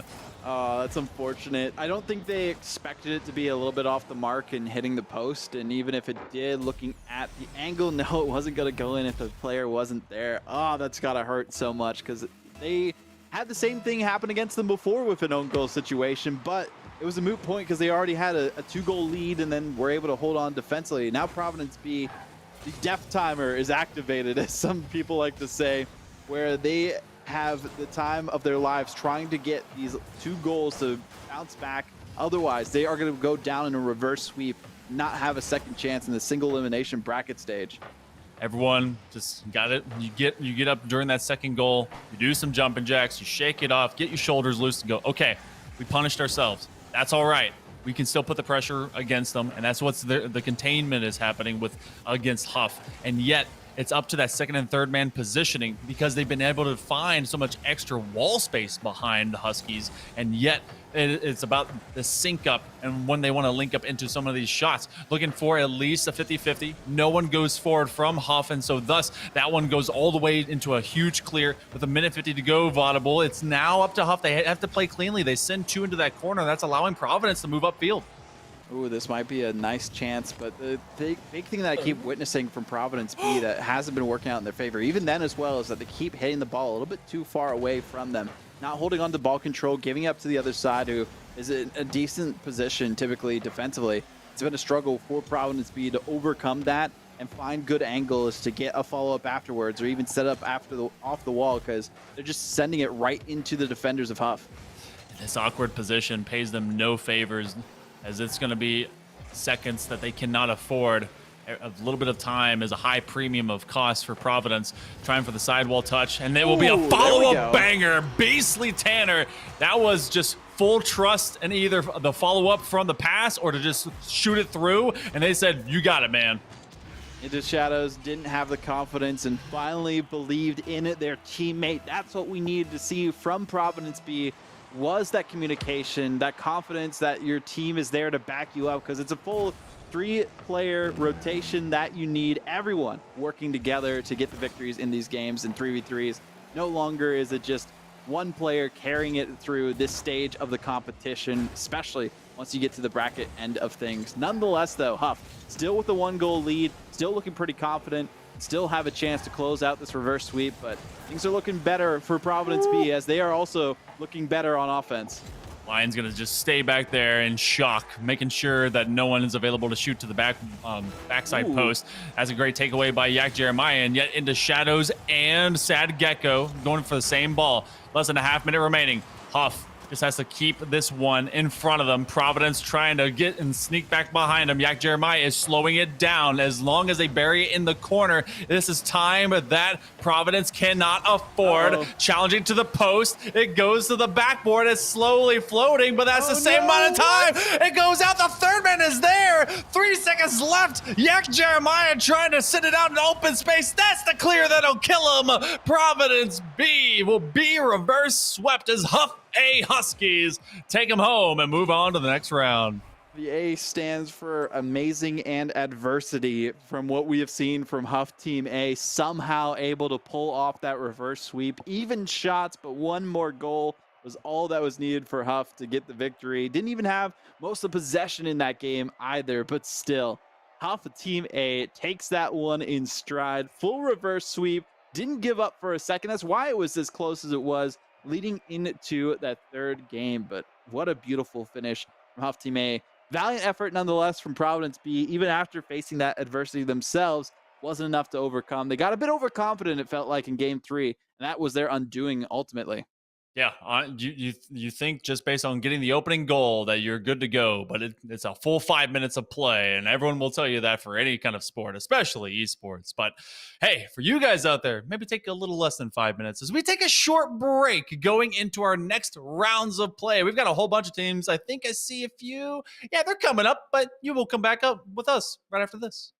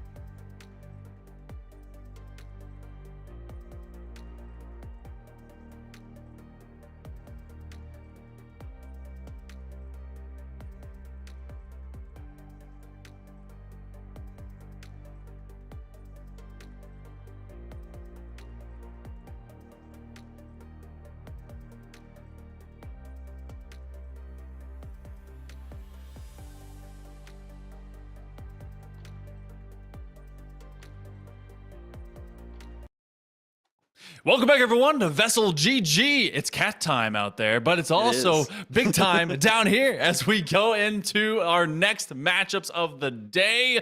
Let's go and check them out. It's going to be Agri versus Esports Legends, a bit of vengeance on the mind, perhaps. And we're going to be also seeing in just a little bit after that. I lost my entire thing. I'm going to tell you about it later. But either way, let's just go straight into it. I love Cat Cam, by the way. That one's my favorite vaudable. Yeah, it's just a little bit blurry, but it's leaving some to the imagination. That's what's important about it. But nothing to be left to the imagination here. Agri inside ECB or ASECB. We'll just see Agri. It'll be the easiest way for all of us versus Esports Legends A. We saw the Esports Legends B team fall unceremoniously, unfortunately, against Northside. But hey, Stinky Bus, this is the Esports Legends I saw yesterday, and Stinky Bus is the one to look out for on this roster. Stinky Bus trying to get the battle bus running in the right direction. There is literally someone named Kachow Kid. I don't know if that existed. But they aren't using the Lightning McQueen decal, but they are using the Kachow goal explosion. Wow. So was Kachow Kid before the entire thing came out? That's what I was saying yesterday. They just planned it in advance. They knew this time would come. They're actually someone like an Epic staff member's child. So yeah. Okay, yeah, that makes sense. All right, that checks out. But Esports Legends working for some vengeance, even though this isn't the same squad. But Agri trying to survive defensively. So we've been gifted vaudable with a reverse sweep, which is pretty much, you know, fantastic opposite equivalent when it comes to some of these dominant blowouts. And so far, Esports Legends is trying to make that again happen. It's exactly what happened yesterday. Stinky Bus got like 9 or 10 goals for their team most of the time. Wow. Kachow Kid did like some work as well. And then Redman was kind of there as just the supporter for their team. So that's likely what's going to happen again in this best of 5, especially what we are witnessing in this opening minute. It's not really saying anything bad against Agri, the way that they've been playing the B team. As we saw the A team for Agri and Psy, it has 3 teams, A, B, and C, that are performing in this. And I think the A and B team both made it to the practice stage. The A team, 16-0'd. Let me remind everyone, they're C team. So a little bit of a difference between the Agri and Psy school teams that are out there with confidence and maybe mechanics. And that's why Esports Legends are putting on a showcase so far. And Kachow Kid, the Kachow goal explosion, getting the goal that time. Kachow! I need more Owen Wilson in my life, and I feel like that just works. Yeah, I want more wow to come out when Kachow happens. The Kachow wow, if you will.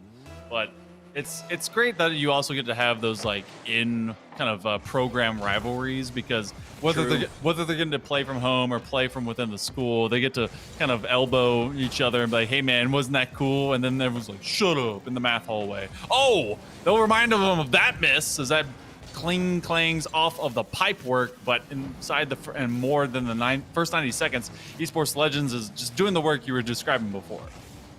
Great work so far by these players on Esports Legends, and this is the team we expected to see pop off. I mean, they did so yesterday. They did really good in their group for the most part as well, seeing the way that they performed. But now we got to see how far they can take things here too. It was technically a 3-way tie for Group E between Esports Legends, who faced off against the A team for Agri and Psy. So now they're just trying to get revenge against that squad, because they did fall against that team earlier on in the group stages. So this is their time to shine, get that revenge from the same group against the same school. And well, that's what we're witnessing so far, even before the halfway point here. And we'll be going between this one and our other match here in just a little bit, which I believe is going to be, look down the pipe work. We actually have another CMS match. It's going to be Malard Creek and Olympics. So I can't wait to see that one as well. But Agri and Psy, it feels like, obviously, you face off into these tough opponents and these matches going to round number 1. Esports Legends trying to carry their banner, carry the flag for their school at this point. Maybe one of the sole survivors coming out of it. And you were talking about A, B, and C teams. I love that they allot and allow for that many to like kind of almost a JV and varsity level, just to be able to provide that kind of experience. It is nice to get that kind of experience for these teams, because where else are you going to get it except in the competition here for VESL with these schools? Because a lot of competitions are kind of exclusive when it comes to even being able to participate in them. You have to have it just be the varsity team or just be an academy team or something of that sort. Instead, we welcome all the teams from North Carolina here to compete in these qualifiers. But nonetheless, 4-0, still holding on to this lead for the most part. And Stinky Bus waiting for the clear to come out from Kachow Kid to get that goal. Nice cleanup for Esports Legends. Great touchdown, and then a demo to just clear any sort of contended space there in the back of the stripes. Well, with less than 2 minutes remaining, we're looking at a quick turnover between the game 1 and game number 2 being pretty much secure, unless Esports Legends wants to continue building up their entire differential. You were talking about Stinky grabbing 9 goals. I mean, I love getting as many goals as the next guy, but well, Kachow Kid, they want to see that goal explosion. I don't mind it, I guess. Yeah, they like it. They've seen like how good they can be before. And what's also interesting too is that Esports Legends took down the C team of Agri and Psy, made it so that they didn't win a single game in that series. So they're looking to take down all of Agri and Psy to make it into the main event itself.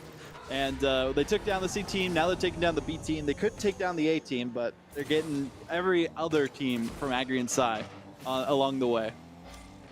Hit the ceiling, drop it down, and we will progress over with less than 100 seconds to go for this one at a 7-0 margin over to Malard Creek. That will be taking on Olympic B. And my goodness, I am so good with telling the producer when we want to do that. Also, old school road decal, shout out. I like it. Yeah. Apparently could come back. Maybe. Because of the separation of Koi and the people who owned Rogue. So, hey, maybe it's something we'll see in the future. Nonetheless, though, first 30 seconds into this already, well, 3 goals. That's an own goal that time. That's got to hurt. Yeah, this is also the return of a few players I got to see last season as well. I believe I remember seeing a KSN Predator, who really is kind of at the forefront of much of this offense when it comes to Malard Creek. And this is also a team that went to the top 6 going into the playoffs for that previous season.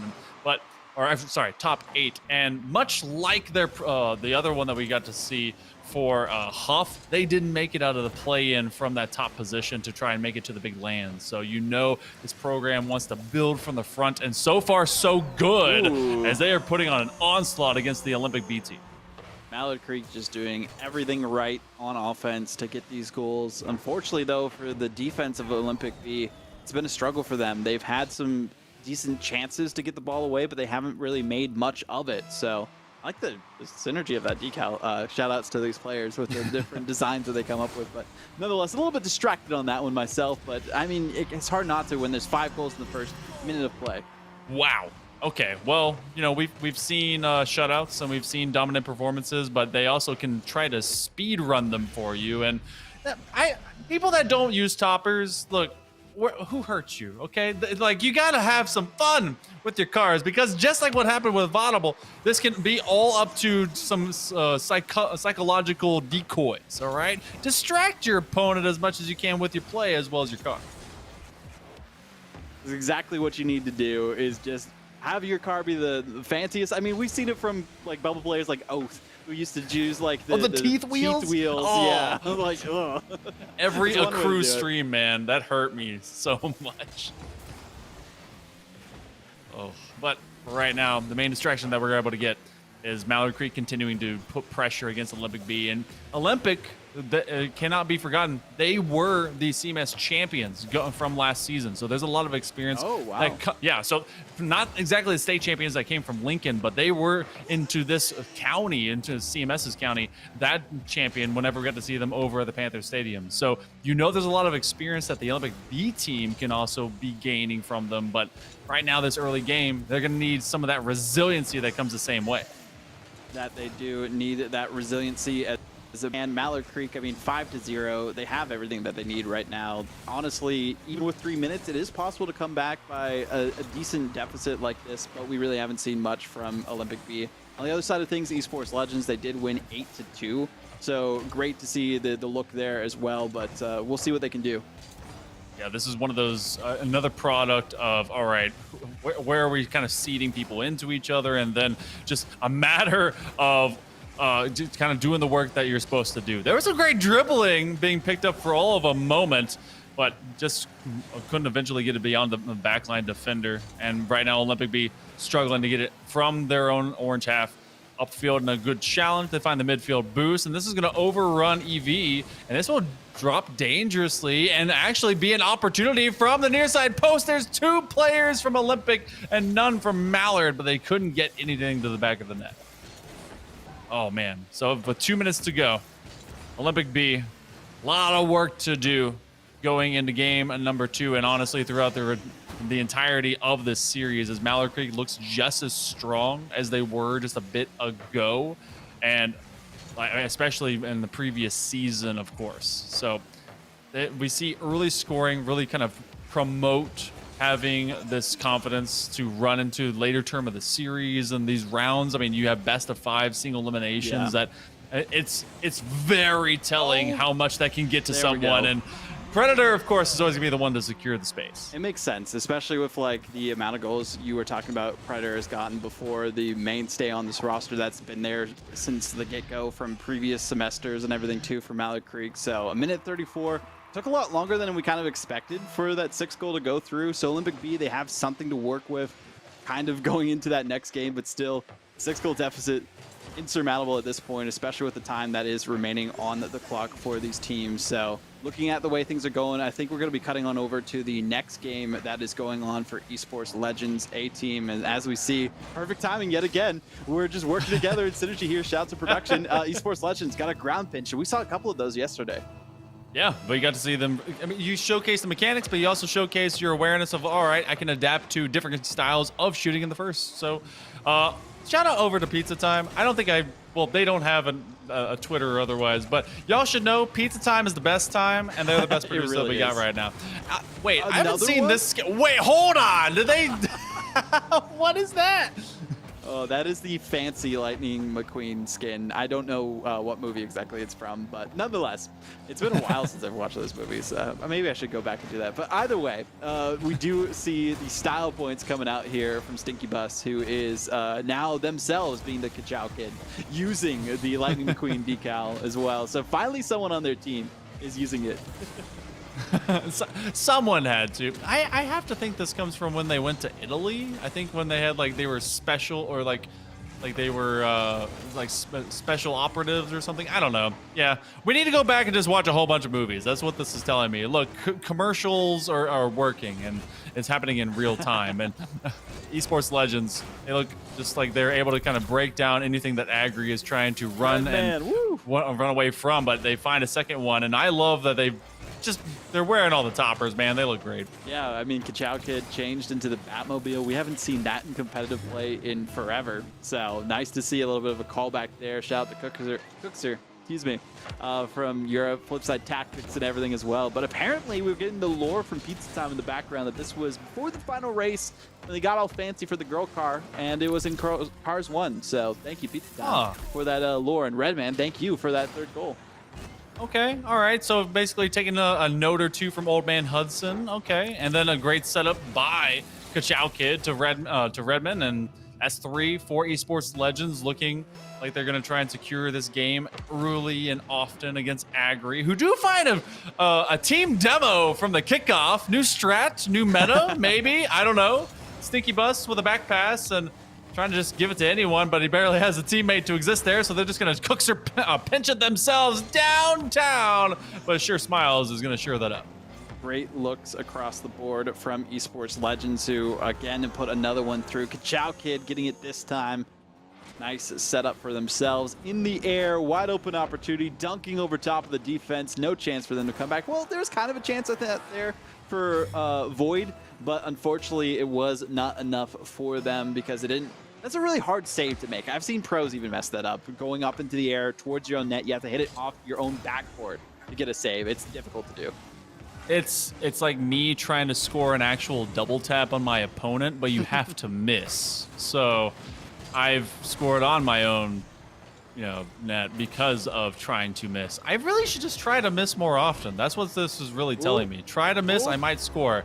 And scoop, score, chip shot over to Ka-Chow Kid, and we're at 5-0 at the midway mark. Agri again facing off against a tough opponent, and it's Esports Legends A looking to promote from the front to get themselves in the next round. That they are. Great promotion there to put it through, and we're not even into the second half of the game yet, and we're already 5 goals into it. See how many Esports Legends can rack up in this one before we head on to the next game on the other side of things, which is a little bit closer, but Esports Legends doing some great work for them, and I'm curious on how that other one's going. Yep, let's go ahead and swap on over to it, give you the old red zone style. And honestly, I was expecting this one to get a little bit closer, and it looks like it is, as we are minute 45 into game number 2. And remember, Malard Creek was able to take Olympic by the nose and kind of drag them around wherever they so please. This is going to be a 1-2 sync up, but it's a bouncer that goes to the crossbar. They don't secure it. That one was done with pace, though, Vaudable, and Olympic is kind of lucky that didn't go through. They are lucky it didn't go through, and we saw some good looks from them halfway through when it was 5-0 in that last game to make it difficult for Malard Creek to strengthen their lead even more so for a minute or two, and that was the big thing here. But also the big thing here is the first goal going to Olympic B right before the halfway point. Huge comeback from that last game. This one, I remember seeing Dab the Sav last season, and this one just doesn't come up big the way that they wanted to. And I think that we also had quite a few players that were flip-flopping and rotating in from some of these programs. I think Malard Creek was actually responsible for some of that that we had in between in series. So I want to know how committed they are to a few of those looks. Maybe that will make them a little bit weaker. Predator is going to have to back up as there's an early bit of pressure from your dog, but no, we're not going to win any of that touch. EV, who really was able to be the tip of the spear for this offense in game 1, settling in, now looking for a challenge out. Killer No Scopes is going to be in chase of it, looking for to win a 50-50. This is now looking favorable for Malard Creek. They're trying to catch up. I feel like that's Evan because like players. Is it Evan? I think it's Evan. That's what my guess is. Okay, I'll go with that. That's fine. Yeah, it's so hard J. because there's like random letters people use all the times, or even numbers that aren't like elite speech at all, but they still put them there, and it's like, is that what it is? I think that's the closest it could be. Either way, though, we do need to see another goal here from Malard Creek. Almost spoke at the right time, but not the right positioning for the side of KSN Predator, who looked really good in that last game, but not good enough here. Demos across the board for both teams. A wide open opportunity. Is it on target? It's going to be here now. KSN Predator, I talked about them missing before, but they're not going to miss that one. Not at all, as especially they knew that they'd done so much work to just get to that backboard in the first place, and then one counterattack begets another, especially off of a demo. You lay my man to waste, then I put this one in your face. So less than 100 seconds left. Malard Creek was starting to look like Huff A of old, but now they're looking like Huff A of new. Predator trying to challenge them, looking for the side tap, and they got it through. Beautiful from Predator on that play. The confidence oozing out of that player this time. Saw that the defender, as we were witnessing their POV, was not prepared for the challenge. Went sideways when they should have gone for just a straight up 50-50. Was hoping that their teammate would be there, but your dog dude was not prepared at all for that dunk that came right over top of him. Now less than a minute and a half. Olympic, they did have a lead. Had past tense, as Malard Creek has found a couple in a row, and now they have to win in this challenge game. That honestly seems to be the main source of some of their offensive output, is simply surprising Malard Creek with chances they didn't know would manifest straight up in real time in front of them. Hurled to center. He's going to get at least a single small pad of boost to win a touch past Dab the Sav. And now Dab the Sav looking for at least a connection, as this is falling into open waters in front of their net. They got to be careful. Ooh. An interesting bounce off the ceiling and the side of the arena, but not centered enough for Olympic B to get a fall through afterwards. And they got the first goal. That was great for them, but is that going to be the only goal we see from Olympic B into this game? Because we didn't see one from them in the last one. When we switched over, it was 6-0 at that point in time for Malard Creek A. Completely different story because it took all the way to, I think it was 2 minutes and 44 seconds for the goal to go through for your dog dude on Olympic B into this game. But now we see it 3 back-to-back from Malard Creek A, back in top 4, and Evan with the finish after Predator put the pressure on. I feel bad for Killer No Scopes. He had no idea where to go, because this one stopped as it was streaking from left to right from defensive end across his own net. and then just bounced dead in the stripes. Thought they were safe to maybe go out from the backboard, and then as they 360'd on the backboard, there was no way to be able to adjust. So job well done to Malard Creek, creating some confusion, counterplay, and I guess cacophony to the goal, maybe with one extra no. That'll be denied, and now it'll be Malard Creek on series point, Olympic B on elimination notice. Ooh. They got to be able to bounce back with 3 in a row. There we go. Malard Creek, great look from them to see what they can do there, but now we need a little bit more as well if they want to finish things off. It was shakiest in that game for the first half of it, but they turned things around afterwards. So curious on what they're going to do in this next game. If Olympic B will able to turn things back, or if Malard Creek are going to be taking this the distance. Nonetheless, though, looking pretty solid between these games. Esports Legends will be cutting to in just a sec, and they're dominating their game so far. And hey, we already missed a goal. We're probably going to see plenty more, though, to make up for it. Yeah, they're like, hey, Prod, we missed you. All right, don't worry. We'll get one against you. This is from downtown, though. Okay. Able to at least get one at Agri, showcasing, hey, maybe we came in at the right time for them. Nice to see from Agri, the B team, trying to get revenge against Esports Legends, who sent the C team home earlier on in the group stages, but did lose to the A team. B team doing everything that they can here. They need more than that, though, because it's been a struggle for the most part. One goal we saw in the last game just recently. Not this series, but the last series that we were just taking a peek at was not enough for Olympic B to hold on to and get a victory themselves. So need more where that came from. And Kachauke with a great setup to Stinky Bus. He probably could have finished that himself, though.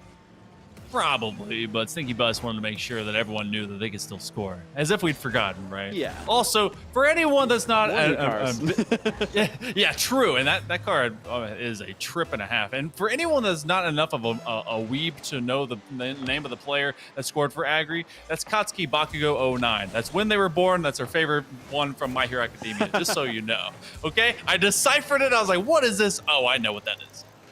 Katsuki Bakugo. Oh my goodness. I didn't even think about that either. I just saw Bakugo. I was like, oh yeah, I recognize that. You got all the references for you. Yeah, I've done too much studying. Don't waste your time, kids. Ka-chow, kid! They get 3.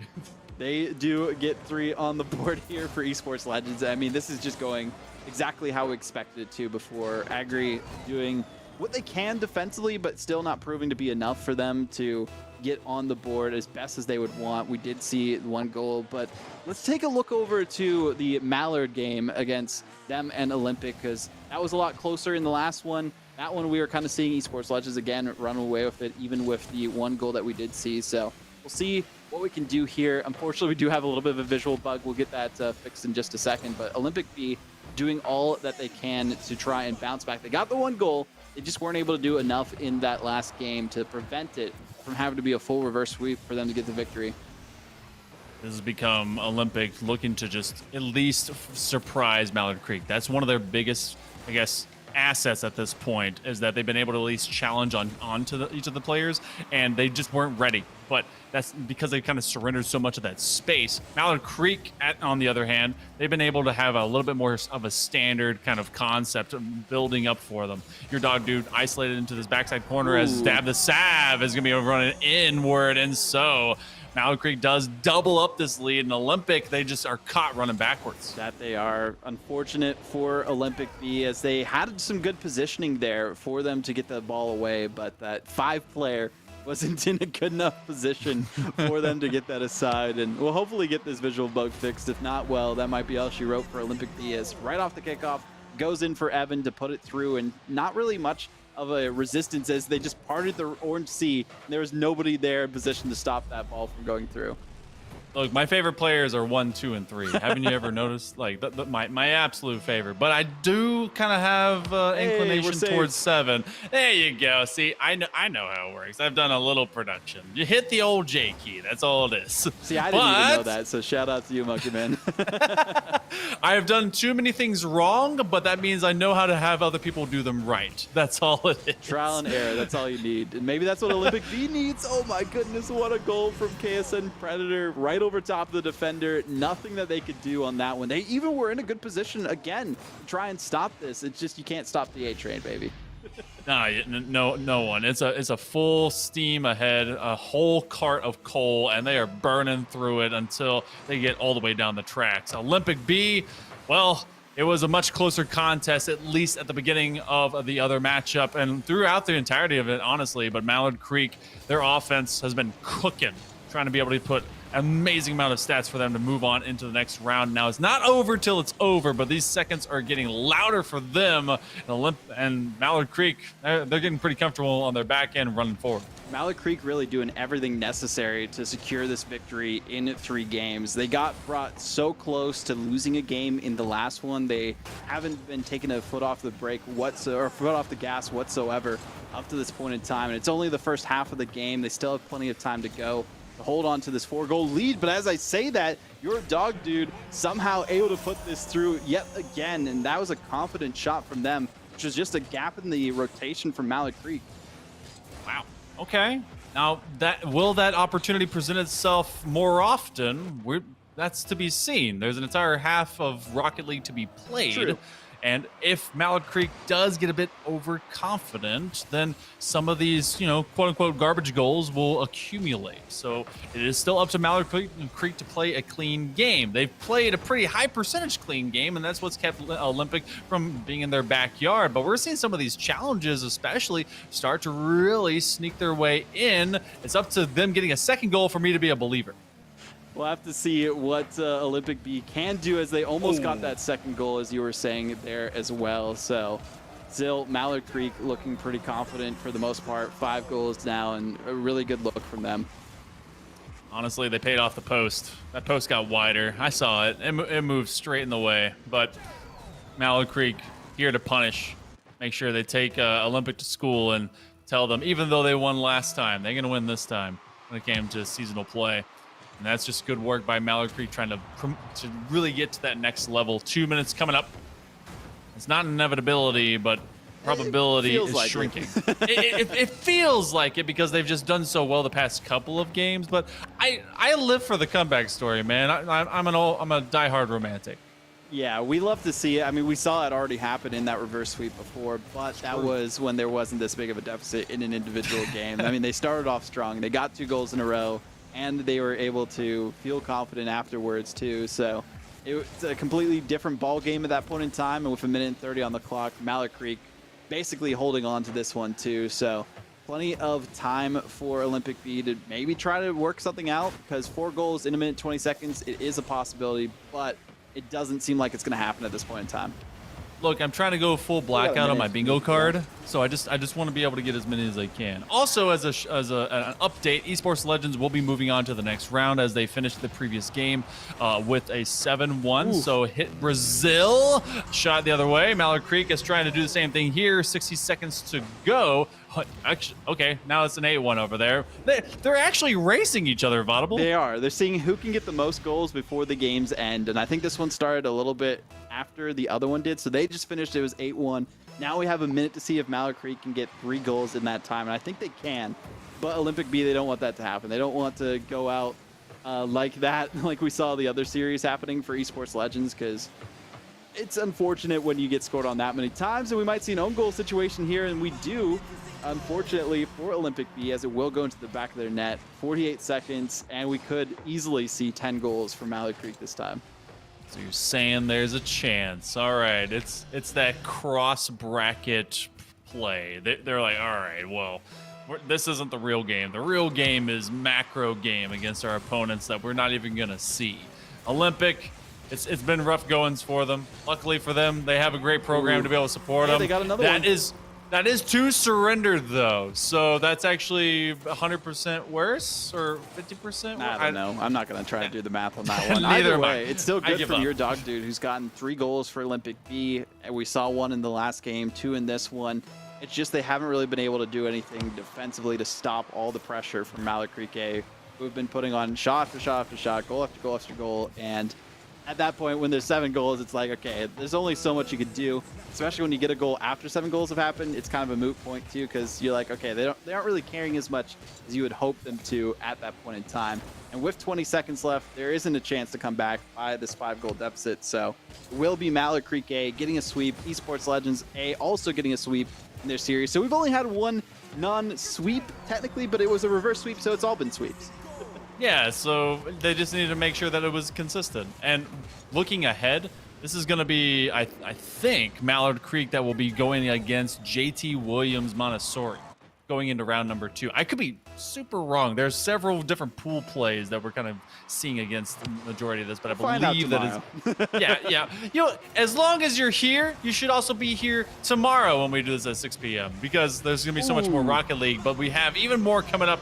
Hitting the 9 mark, they at least get 1 goal better. It's the same differential, but Malard Creek has proven that they wanted to get to round number 2, and they did it with style. I mean, both teams technically proved they were better than the other 2 teams we just saw because it was 9-2 instead of 8-1. So they've got more goals collectively than the other side of the competition. But will be Malard Creek getting the victory that time, and that will be getting us to another break in just a second. But let's take a look at these stats. 8 shots to 5. Even with the pressure that Olympic B was facing off against them, I think the biggest thing here is the 0 in the big old goose egg for the saves. They weren't able to really stop anything that Malard Creek were putting on, and if they could, would have been a completely different story, I'd say. Yeah, I think that a lot of that was built on winning the midfield game, as well as just kind of having more of their offensive players upfield and unprepared to be able to fill the gap in the back end. So when you have 0 saves, you're pretty much all in the kitchen sink and the entire house and everything that you could find. But you guys, I hope that you're all in, as we're going to have 1 extra round coming at you for tonight's qualifiers for round 1 and round number 2.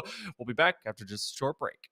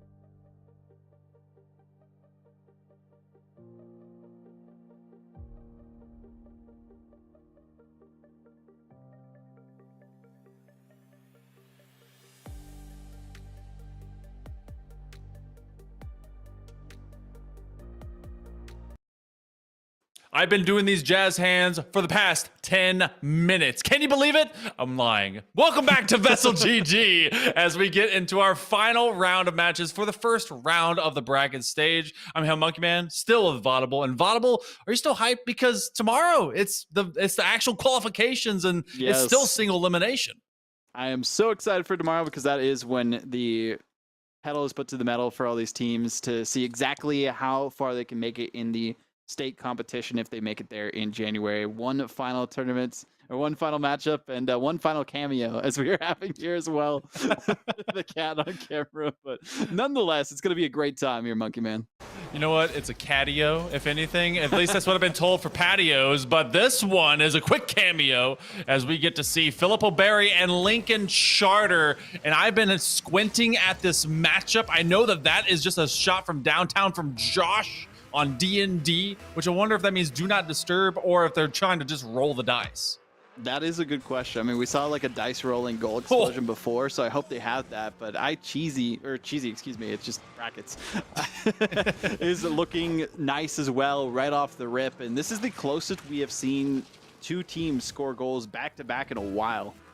Both are kind of a surprise. Both defenders hanging out for Philip O'Barry, and this is their B team. And if anyone remembers, Philip O'Barry was able to put a couple of squads into late-term play-ins for the playoffs going from the previous season. So they have a lot of talent. They've got a lot of experience. Lincoln Charter, this is one of our first looks at them. And honestly, this goes all the way back to the beginning of our broadcast here, Vaudable. Are they truly tested coming out from their particular division? I got to see who's ready more. That is the big question between these two teams. And I feel like this is going to be a sprint more than anything else between these two teams to see who can get the next goal and the lead for this matchup in game number 1 in this best of 5, because they got goals back to back so quickly, but then we really haven't seen too much as far as offense goes. A bit of a defensive error. Philip O'Barry there, so Lincoln Charter looking for something themselves. Still not enough though for either side to get that strong lead that they're hoping for. Looks like that we're going to be looking a lot more at Josh, who's going to try for a major contention, but that's Fearful Sonnet that is not at all afraid of running straight up into the fray. Everyone back for Philip O'Barry as they're trying to defend from their goal line onward. And Lincoln Charter, this is really just kind of a mirror matchup at this point. You have at least one member buried from each team on a Barry assigned role as goalie, and everyone else just kind of jousting in the midfield.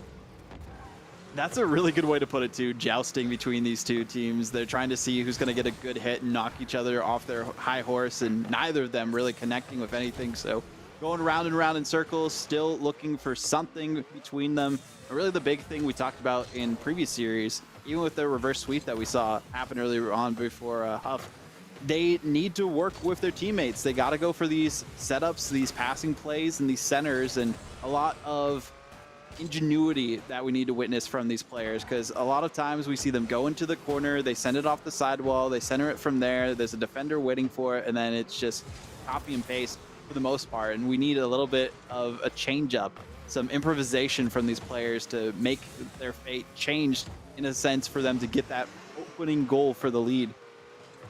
Some of the improvisation that we've seen from Philip O'Barry, at least, is when Fearful Sonnet gets timing on the initial 50-50 that's being tried by Josh, and then they just try to slip in there. That Lambo, a bit flat and tough to see, and they just kind of slip through like a tiny strip of paper. Lincoln Charter takes away what could have been a chance, and Josh is at least going to lay up a floating ball into the back stripes of Lincoln Charter's defensive position. And you were talking about a sprint. When no one scores, this clock actually ticks so much quicker, and we're already down to 2 minutes. 2 minutes, and it feels like it's been an eternity here, Monkey Man, with the way things have been going. Opening goals left and right between these two teams in the first like 20 seconds, and then nothing. It's just been a stalemate between them, a snail's race and everything, and they are just waiting to see who's going to eventually hit the finish line with one goal. That's all it's going to take at this point. We might even get one of our first... Would it be our first overtime? I don't think we've had a single overtime yet. Oh, we've not. It's either been blowouts or it's just been a reverse sweep. So yeah, okay, gotta get rid of that one on my bingo card. But it is Lincoln Charter who's threatening, as you have Adonis who's able to come up big. And yeah, it's a snail's race in the middle of fall. It's cooling down. A drip of molasses is actually defeating them, and they're trying to take one away from the near side post. Great save, and again, it's up to the link up counter attack. Everyone's upfield for Philip O'Barry. Almost down to the final minute in game one and still waiting for something to break the tension between these two teams. Might be a chance for Lincoln Charter, who have looked really good so far on offense, but they've really just been sending an individual member at a time and nothing afterwards in the follow-up category. Cheesy looking for something, not getting the connection that they wanted, but Starbucks is going to be able to get that one forward instead. Maybe they really like their tea hot and steamy, as we're seeing some shots come through again, but right off the mark from Lincoln Charter, who are turning things up a notch, but just not enough for them to get that game-winning goal. Adonis with the one over the head, but it's been Lincoln Charter that has maintained that from the midfield line onward. Cheesy, seeing that will drip on down. They've been working this sidewall out to midfield space. Adonis over the top, going to crossbar, and they send it top shelf and through. Finally, something gives, something breaks, and it was the exact same amount of seconds from the beginning of the game. Wow. Now remaining at the end. They were just trying to keep us on the edge of our seats for the entire game, but the question is, we saw it happen before with a goal scored and then one scored for the other team. We'll see if that happens this direction for Lincoln Charter, who looked pretty confident after we saw so many shots from them. And I'm curious to see exactly what the stat line is going to be at the end of this game, which seems to be ticking down the last 4 seconds. Might have a chance of the breakaway here, but Josh on D&D not going to let that happen. Hits the ground, and it will be Philip O'Barry getting away by the skin of their teeth on that game. Yeah, that one. Whew, just it's a different kind of vibe whenever you have the initial shots, and I think both of the teams got the same kind of goals to start everything off. But Philip O'Barry, they were sneaking at least one player upward a little bit more often, at least in the early part of the game. And Lincoln Charter, they started to then suppress them, find them on some of these counter plays, but it just didn't manifest into more. And Philip O'Barry retained the greater amount of possession as well, and got the demos. That I think ultimately that's what gave them some of those small bits of difference, just to be able to take a step ahead of Lincoln Charter. Well, the one thing to note here too as well is the difference in shots. 5 for Philip O'Barry, 2 for Lincoln Charter. Even though Lincoln Charter, it felt like we're putting a lot more pressure on, they weren't really able to do much with it. It wasn't on target, wasn't really threatening, and it wasn't counted by the game, obviously, for them to get more than 2 shots. One of them meting out in the one goal that they got. So really got to change their fate here for Lincoln Charter. They had so much pressure, but Philip O'Barry, it was calculated because they had players in position to block all those potentials for shots as they were coming through in that last game. So some might say a bit of a snooze fest, but more of a defensive midfield game for the most part between these two teams. Now it's going to come down to what Lincoln Charter can do to bounce back. They got a goal in the last game. Need more than that here to get the victory, though. See, people that would call that one a snooze fest are the same people that don't like seeing football teams run the option play, especially military type of rivalries. You get to see Army and Navy go at each other. You don't like triple option? Come on. But first minute comes and goes initially as that first shot. Oh, the second follow-up not there, and Fearful Sonnet is always ready to sprint upfield. So close, yet so far for Lincoln Charter to get that opening goal. Would be a huge boon for them if they can get that confidence boost from it as well. But again, first minute come and gone. Still nothing compared to where we saw a goal apiece for either side. But this is par for the course for the way that first game went, is that it's going to come down to the wire. Probably a mistake on either side for those couple of goals that are come through. It's nice to have a change of pace here, Monkey Man, compared to the other series we have had, which were all just goal after goal after goal, 6+ at least for the most part. Now we're taking our time here and really calculating the play between these two teams. Yeah, it's anything but decided. Hey. And Cheesy taking advantage. You were talking about it, basically put it out into the world, and it came up. Josh was up in the midfield line and just unready for any speed of a counterplay. And Cheesy took it to the sidewall and just took it so far past anyone from Philip O'Barry. It was Fearful Sonnet that was already upfield. Josh just kind of double take, like, whoo, and had no chance to be able to catch up. So Lincoln Charter finally get that first. A 1-1 before was feeling like a 0-0 now, but it's finally Lincoln Charter, and we get to see Philip O'Berry try to catch up. Can they catch up is the question, though, as they weren't really down for long at all in the other one. It was kind of tied up, and then they got the game-winning goal afterwards, had the most shots, but Lincoln Charter have had full control on these counterattacks as we see another one come out from Cheesy, but Josh making sure that not going to fall for the same trap twice, gets it centered, makes it that much more difficult for Lincoln Charter to get this away, but nice touches from Cheesy. Keep possession of the ball just long enough for their teammates to get in position to center it towards the other side of the field, and really this one goal is all that's going to be necessary for Lincoln Charter if they can hold on to it. Feeling like a real soccer game right now, but also shout out to the amazing car that is Spawn of Weird, by the way. I think they have the Sushi Mobile. They just died, but we're going to see them later. They look great. But that's going to be clear out of Cheesy, who really has been the front runner for the side of Lincoln Charter to get this team back on track.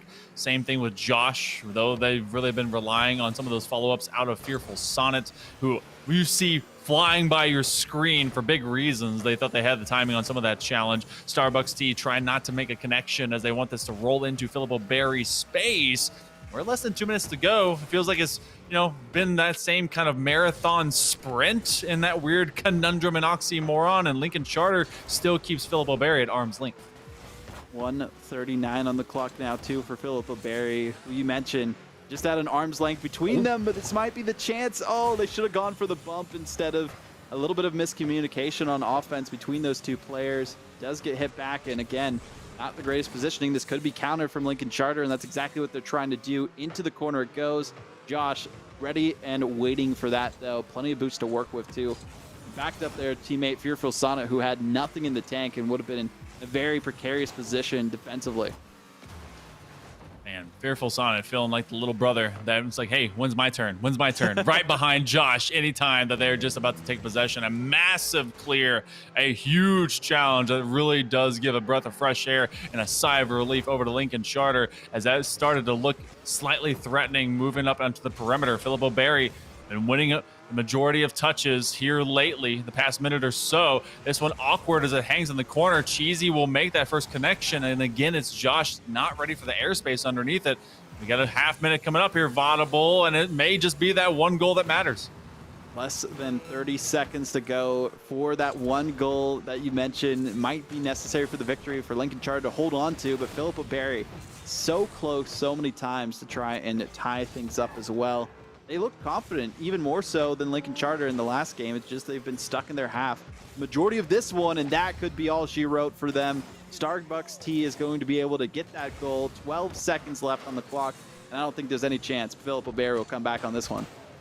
Flavorful, refreshing, and maybe even half price if they are frequent customers. Starbucks Tea gets the second goal, and unless Philip O'Berry finds one straight off the kickoff, which has happened before, maybe a banger, Adonis will be denied, and we will go even Stevens, another one off my bingo card as each of these teams are able to grab a first and second game, and we go to BO3 now into game number 3 as Lincoln Charter takes game 2. We also have another series that is going on at the same time here, Monkey Man. It is going to be East Mech versus Myers Park as we are looking straight at it. And Myers Park got game number, oh no, it's actually game 1 between these two teams. It took a little bit of time to get started, but East Mech 3-1 currently with the lead, feeling confident there. But we've seen teams give up these kind of 2-goal leads before.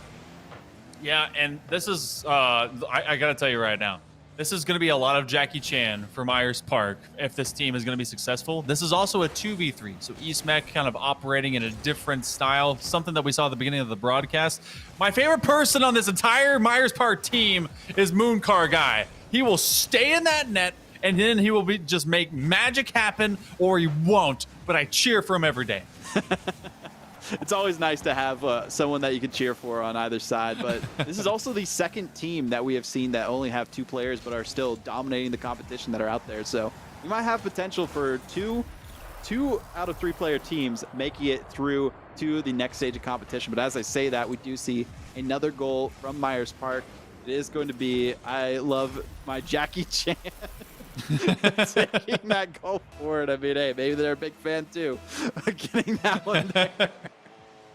Me and Chimako were huge fans of Jackie Chan, okay? So we got to see them all evening Tuesday. That was great. Jackie Chan, high jump kick! Oh, they tie it back up, and we're at 3. Wow, somehow tying things for doing their own stunts in the air and putting it into the back there again for Myers Park to tie things up. And this really goes to show when you have a competent team that is facing off against a two-man roster, it's very difficult for those two players to put up much of a defensive effort against them unless they're both prepared for what is being sent their way. And when they had the lead, they needed to hold on to it with a vice grip if they wanted to get the victory. But this just goes to show Myers Park aren't going to lay over and taste defeat just as easily as some of the other squads out there. Ooh. They're still relying on kind of their point man on both sides to really kind of get them out of harm's way, as you have Remember being the big savior right now for East Mech, and Jackie Chan, well, doing a lot of the work. We talked to it the other day about how you put if you have a really good singular player and then you have a couple that are still trying to learn out of the entirety of the game, maybe have those two players run forward and leave the third man back a little bit more often. That is the complete opposite of what Myers Park does. They say, Jackie Chan, go. Everyone else, figure it out behind them. And then they're left on these islands, and Simeon will punish them.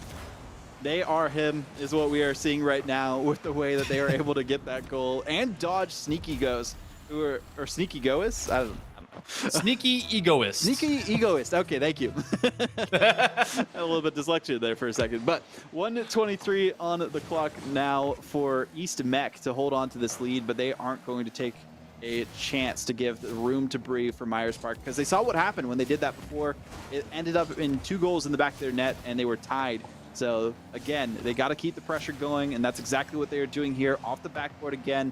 A little bit over a minute to go, Monkey Man. I think they can do it.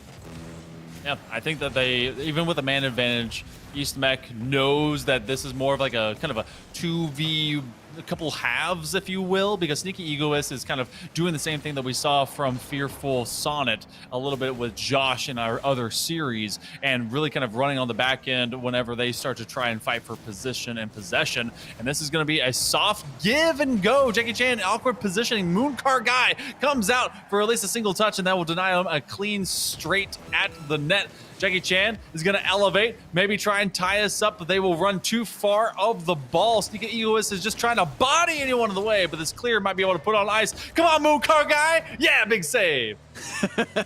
Big fan of Mooncar Guy, as they were able to get that one away on it to the sidewall with the follow-up. Really nice touches there by Sneaky Egoist, but the demo saves the day for East Mech yet again. 5 seconds to go. Down the other direction. Mooncar Guy looking for something. Doesn't need it, though. Still up one final chance, but Jackie Chan not tall enough to get the reach on that one.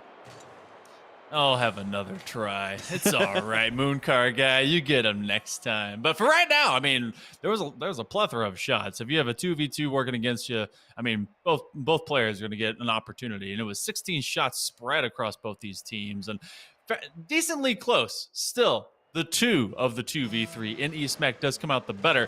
And Philip O'Barry and Lincoln Charter, we're going to be working into game number 3 now. And again, this series is tied. And this has been a very low-scoring affair, which means every mistake is massively punishable. You say mistake, and then it goes off the crossbar with no follow-up. So unfortunate there for Philip O'Barry. The caster curse coming out strong. Oh, yeah. Fortunate for them, but they can regain from there. They got the first game, didn't get a single goal in the second one, which I was surprised, but it was a low-scoring game, 2-0, so not as bad as some of the other score lines that we saw were like 6-0, 8-0, with just domination across the board for a lot of these teams. But Lincoln Charter, they have plenty to play for. They kept it close in that first game. They're looking for the goal here, and they get exactly that. Starbucks tea is feeling fresh.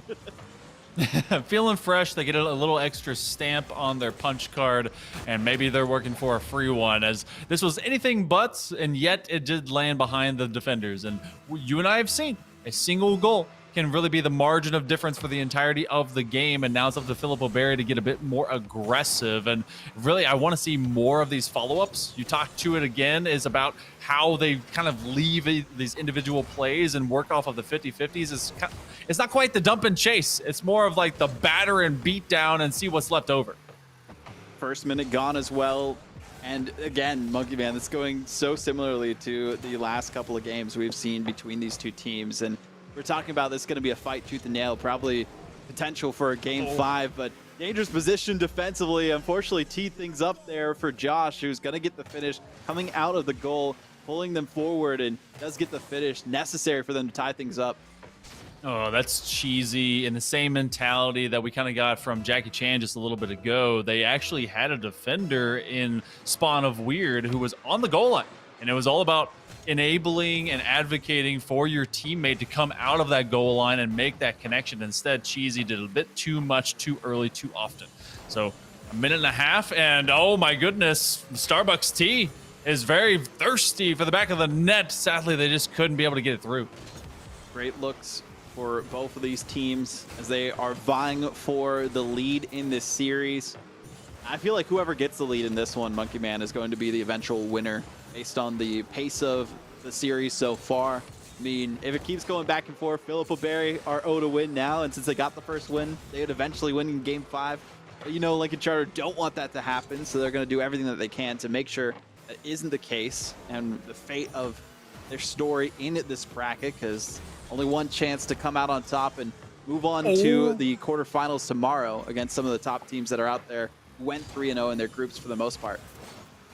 I don't know. See, I'm catching a slightly different vibe. This feels like it'll go to a game 5. It's just a matter of who wants it. Maybe I'm trying to manifest that into the world. I don't know. I'm not a doctor. I'm paid by the minute. Philip O'Berry tied at 1-1.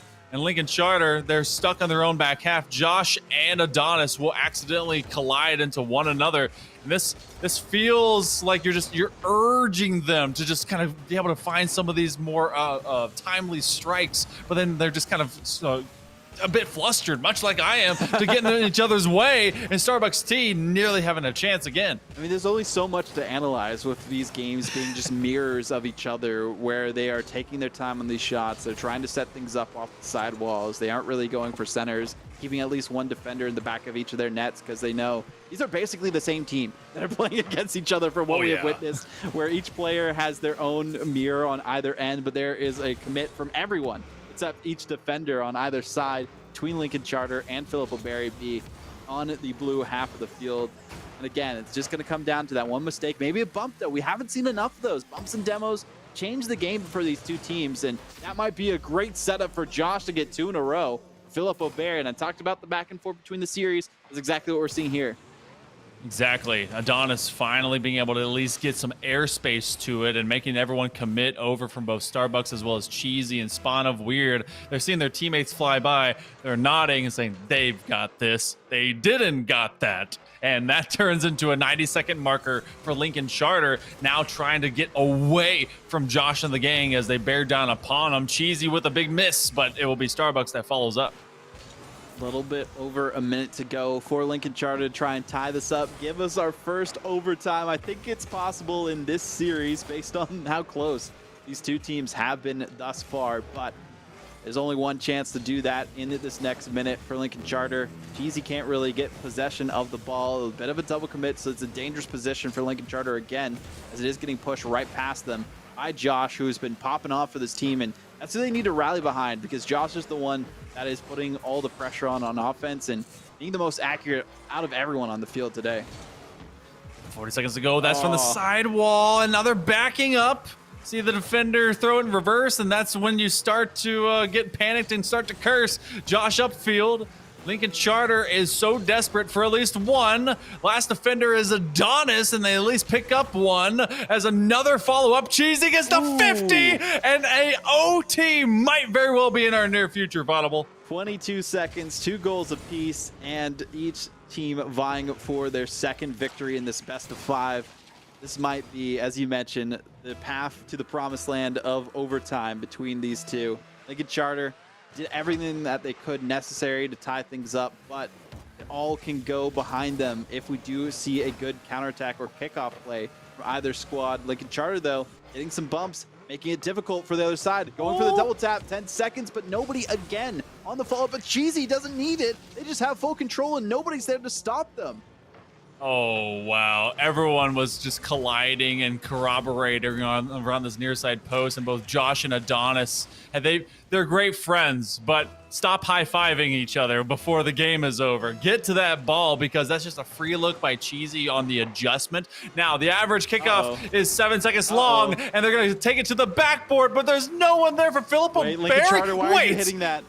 They kept it up. Josh is nearby, but Sweatsville. We're going to go over to another game already in progress between East Mech as well as Myers Park. This one much closer, and East Mech is still trying to come back in this 2v3 and stay in front of Myers Park. I'm loving how both of these series that we have to end our night off, Monkey Man, are just zingers. We keep seeing it go the distance, close back and forth games. Still no overtimes. We have 30 seconds for our first one here. Production's trying to give it to us tonight, but I don't know if we'll get it.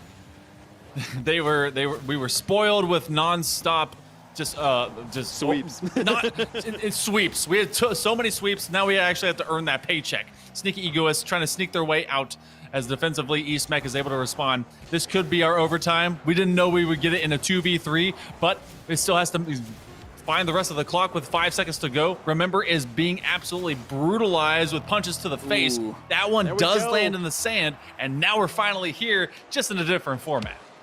Finally, we got to overtime here on Wasteland Night to see exactly which team is going to get either a one game away from victory in their series for East Mech, or Myers Park looking to tie things up, because again, this is just game 2.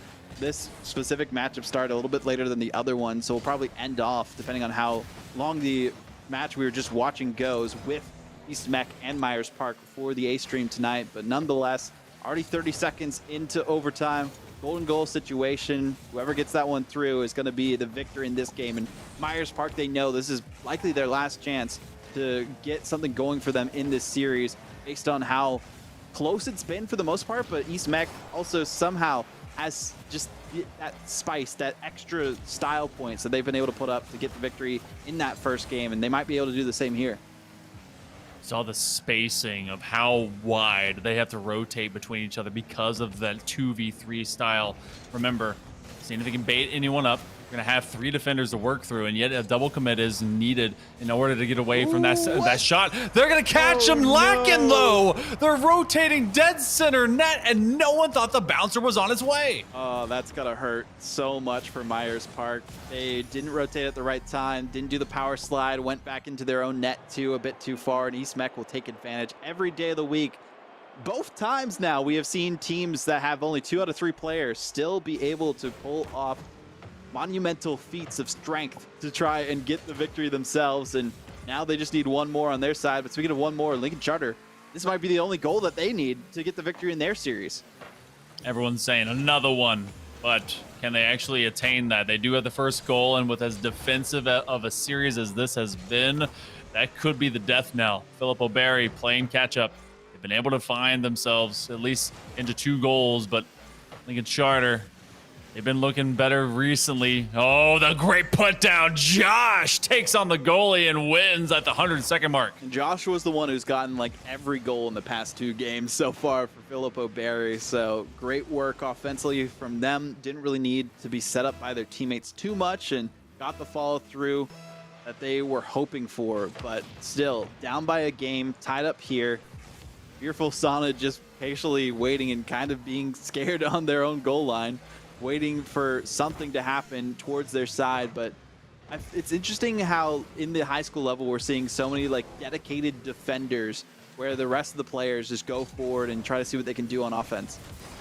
You kind of see that especially when it comes to the rank differential. And I mean, based on that, wait, was that the biggest IQ play ever? Oh, Starbucks T's bouncer will still make his way through. But look at Fearful Sonnet going to the player from this position. I thought this was super smart until it just wasn't. If it was off target, that would have been perfect. Unfortunately, the bounce wasn't powerful enough, so it didn't hit the backboard. It went right underneath the crossbar.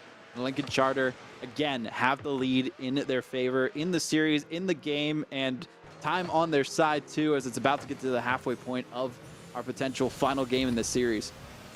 Oh, of course, Starbucks T, maybe a back pass, all of a feint. They give it up, but the gap is just a bit too narrow for the ball to squeeze through.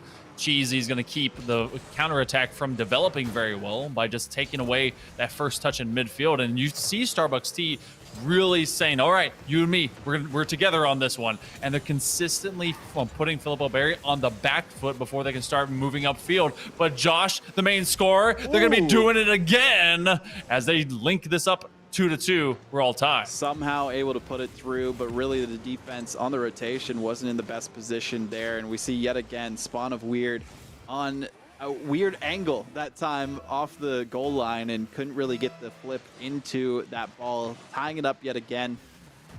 Interesting kickoff strategy, but Adonis was ready for it to go towards them. So still plenty of chances for either side to get the victory in this game, but the defense none the wiser as it comes to these goals that keep going through on both ends.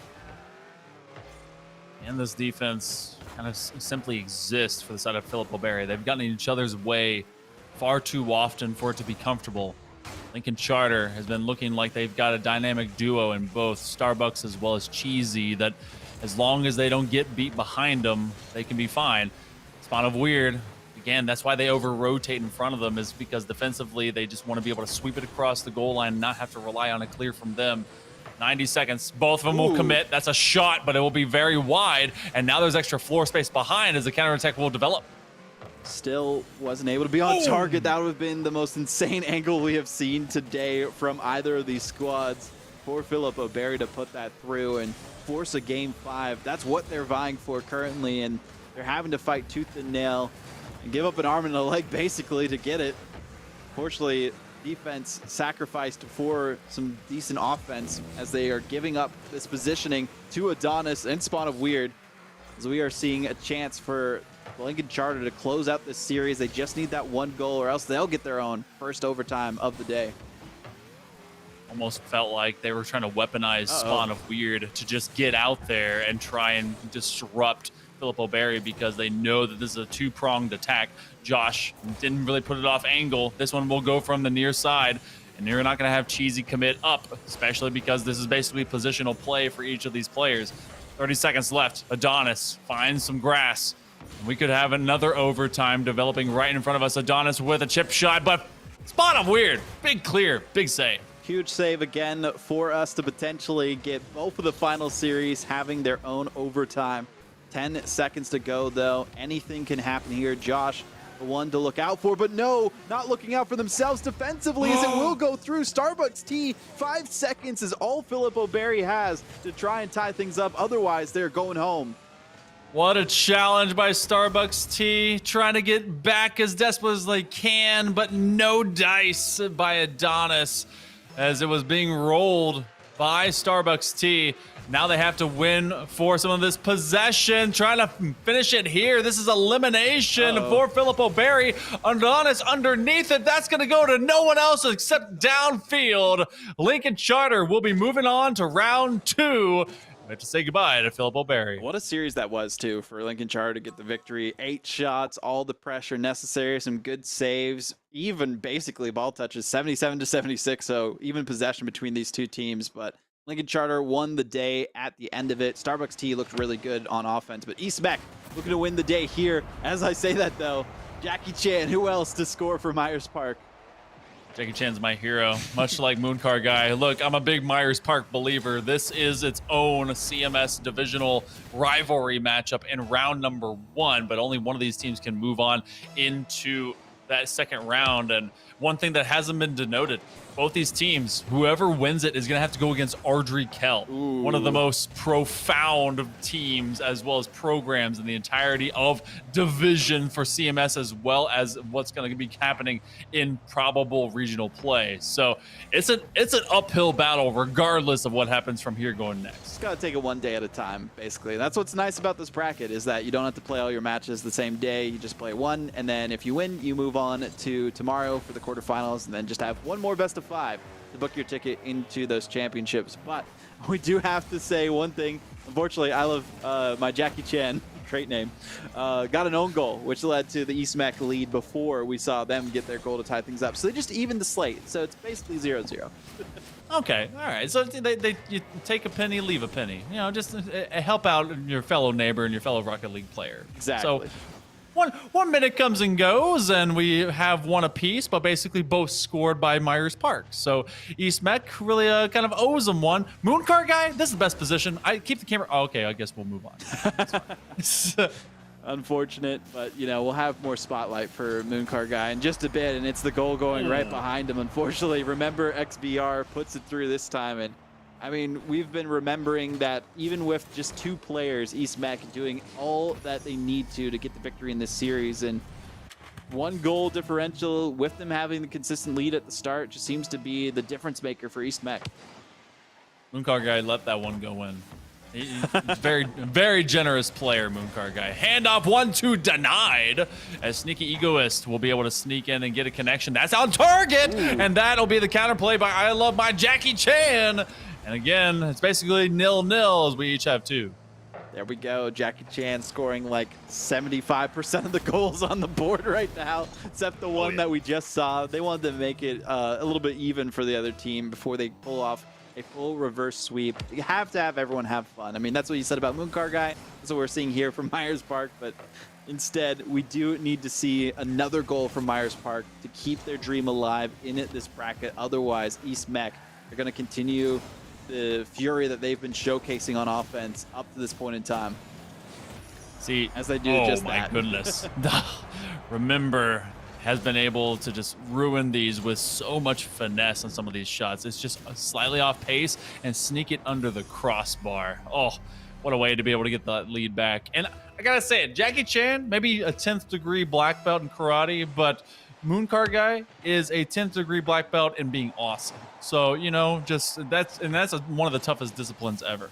And everyone should try to be like Mooncar guy. Straight in the back defense.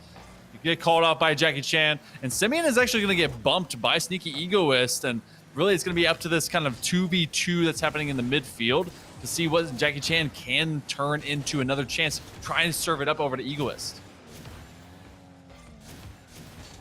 Now, as we go into the midpoint of game number 3, rather, the potential of a sweep really doesn't paint the right picture of this 2v3, as it has been very close. We had a very defensive effort in our other series for Filippo Berry, but for this one, it has been about being able to get to that 3 and 4 goal differential, or rather, not differential, but margin. Yeah, we saw that a lot, and then, but it's only come down to 1 goal diff. That just seems to be the case for both of these series at the end of the day, is just these 1 goal or 2 goal differentials, which is nice change of pace compared to like the 6 or 7 that we've seen in the other blowout series today. Mooncar guy just having a good time, waiting for the ball to be in front of them, biding their time too, and you know, wearing cool shades as a topper in the meantime. You gotta look cool, calm, and collect, and that's exactly what they're doing. Look, they don't look at explosions that are always happening behind them, okay? They always roll away. Jackie Chan, maybe going for a quick dribble. Oh, what a 50! That's exactly what you need. And they finally grab a lead for the Myers Park. Beautiful look from Jackie Chan. I mean, the times that they've been able to get these plays have been immaculate, with the block on that 50-52. Positioning their car so the roof of it would hit the ball instead and knock it into the back of the net. But now, East Mech, they still, every time, have been able to bounce back and see if they can do that again. Jackie Chan, though, more of a defensive effort this go around, and it's smart. They have the lead. It's exactly what they need. Just play a bit more defense, and then they'll be able to beat out the 2 players just by having an extra player on the field.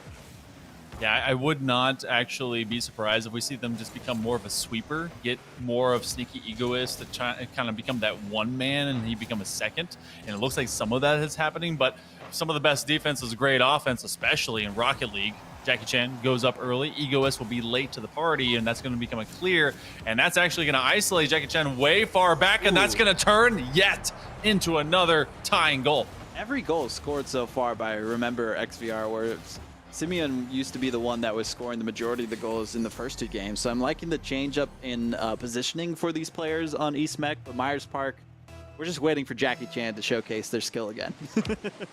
Oh yeah, Jackie Chan. It's the high jump kick. Uh-oh. It's the drunken master.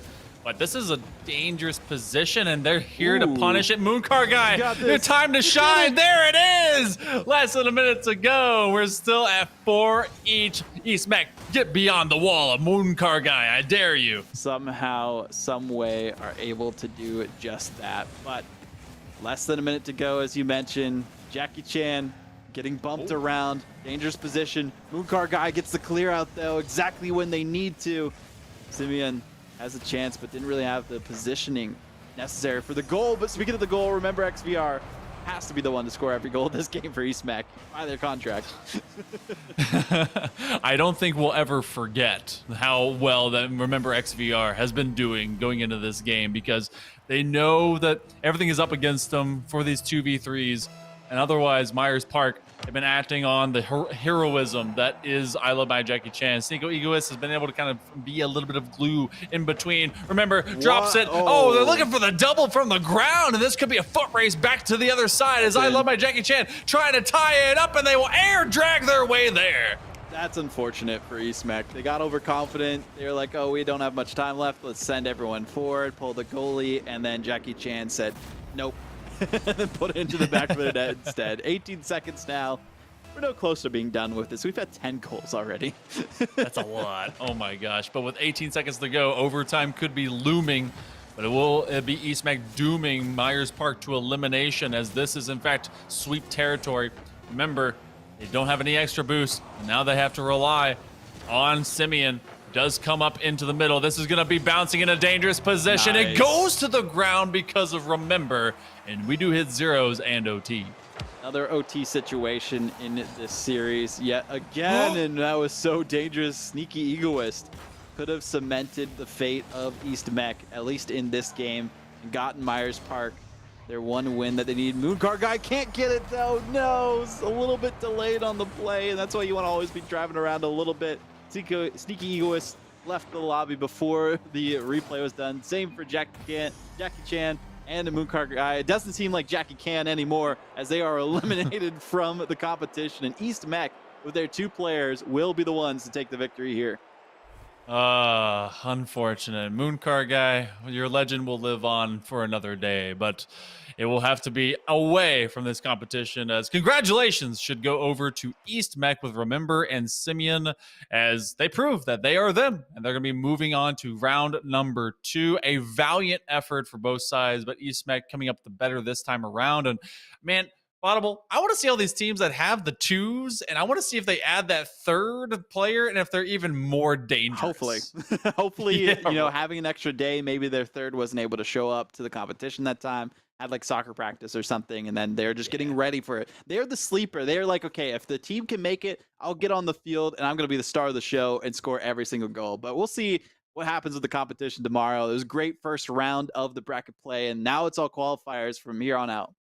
Yeah, this is how we're going to get to 24 teams that will all be playing into the regionals that will try to qualify for the top 4 into states. So we appreciate all of you guys being with us today. Everyone, give some love over to Pizza Time, our wonderful producer, and of course, Vaudible for hanging out with me and dealing with all my boomerisms. But hey, if you guys want to see even more of this, it's going to be qualifiers tomorrow, final eliminations, final rounds before the big regionals, 6 p.m. EST. We'll see you then, and we'll see you next time.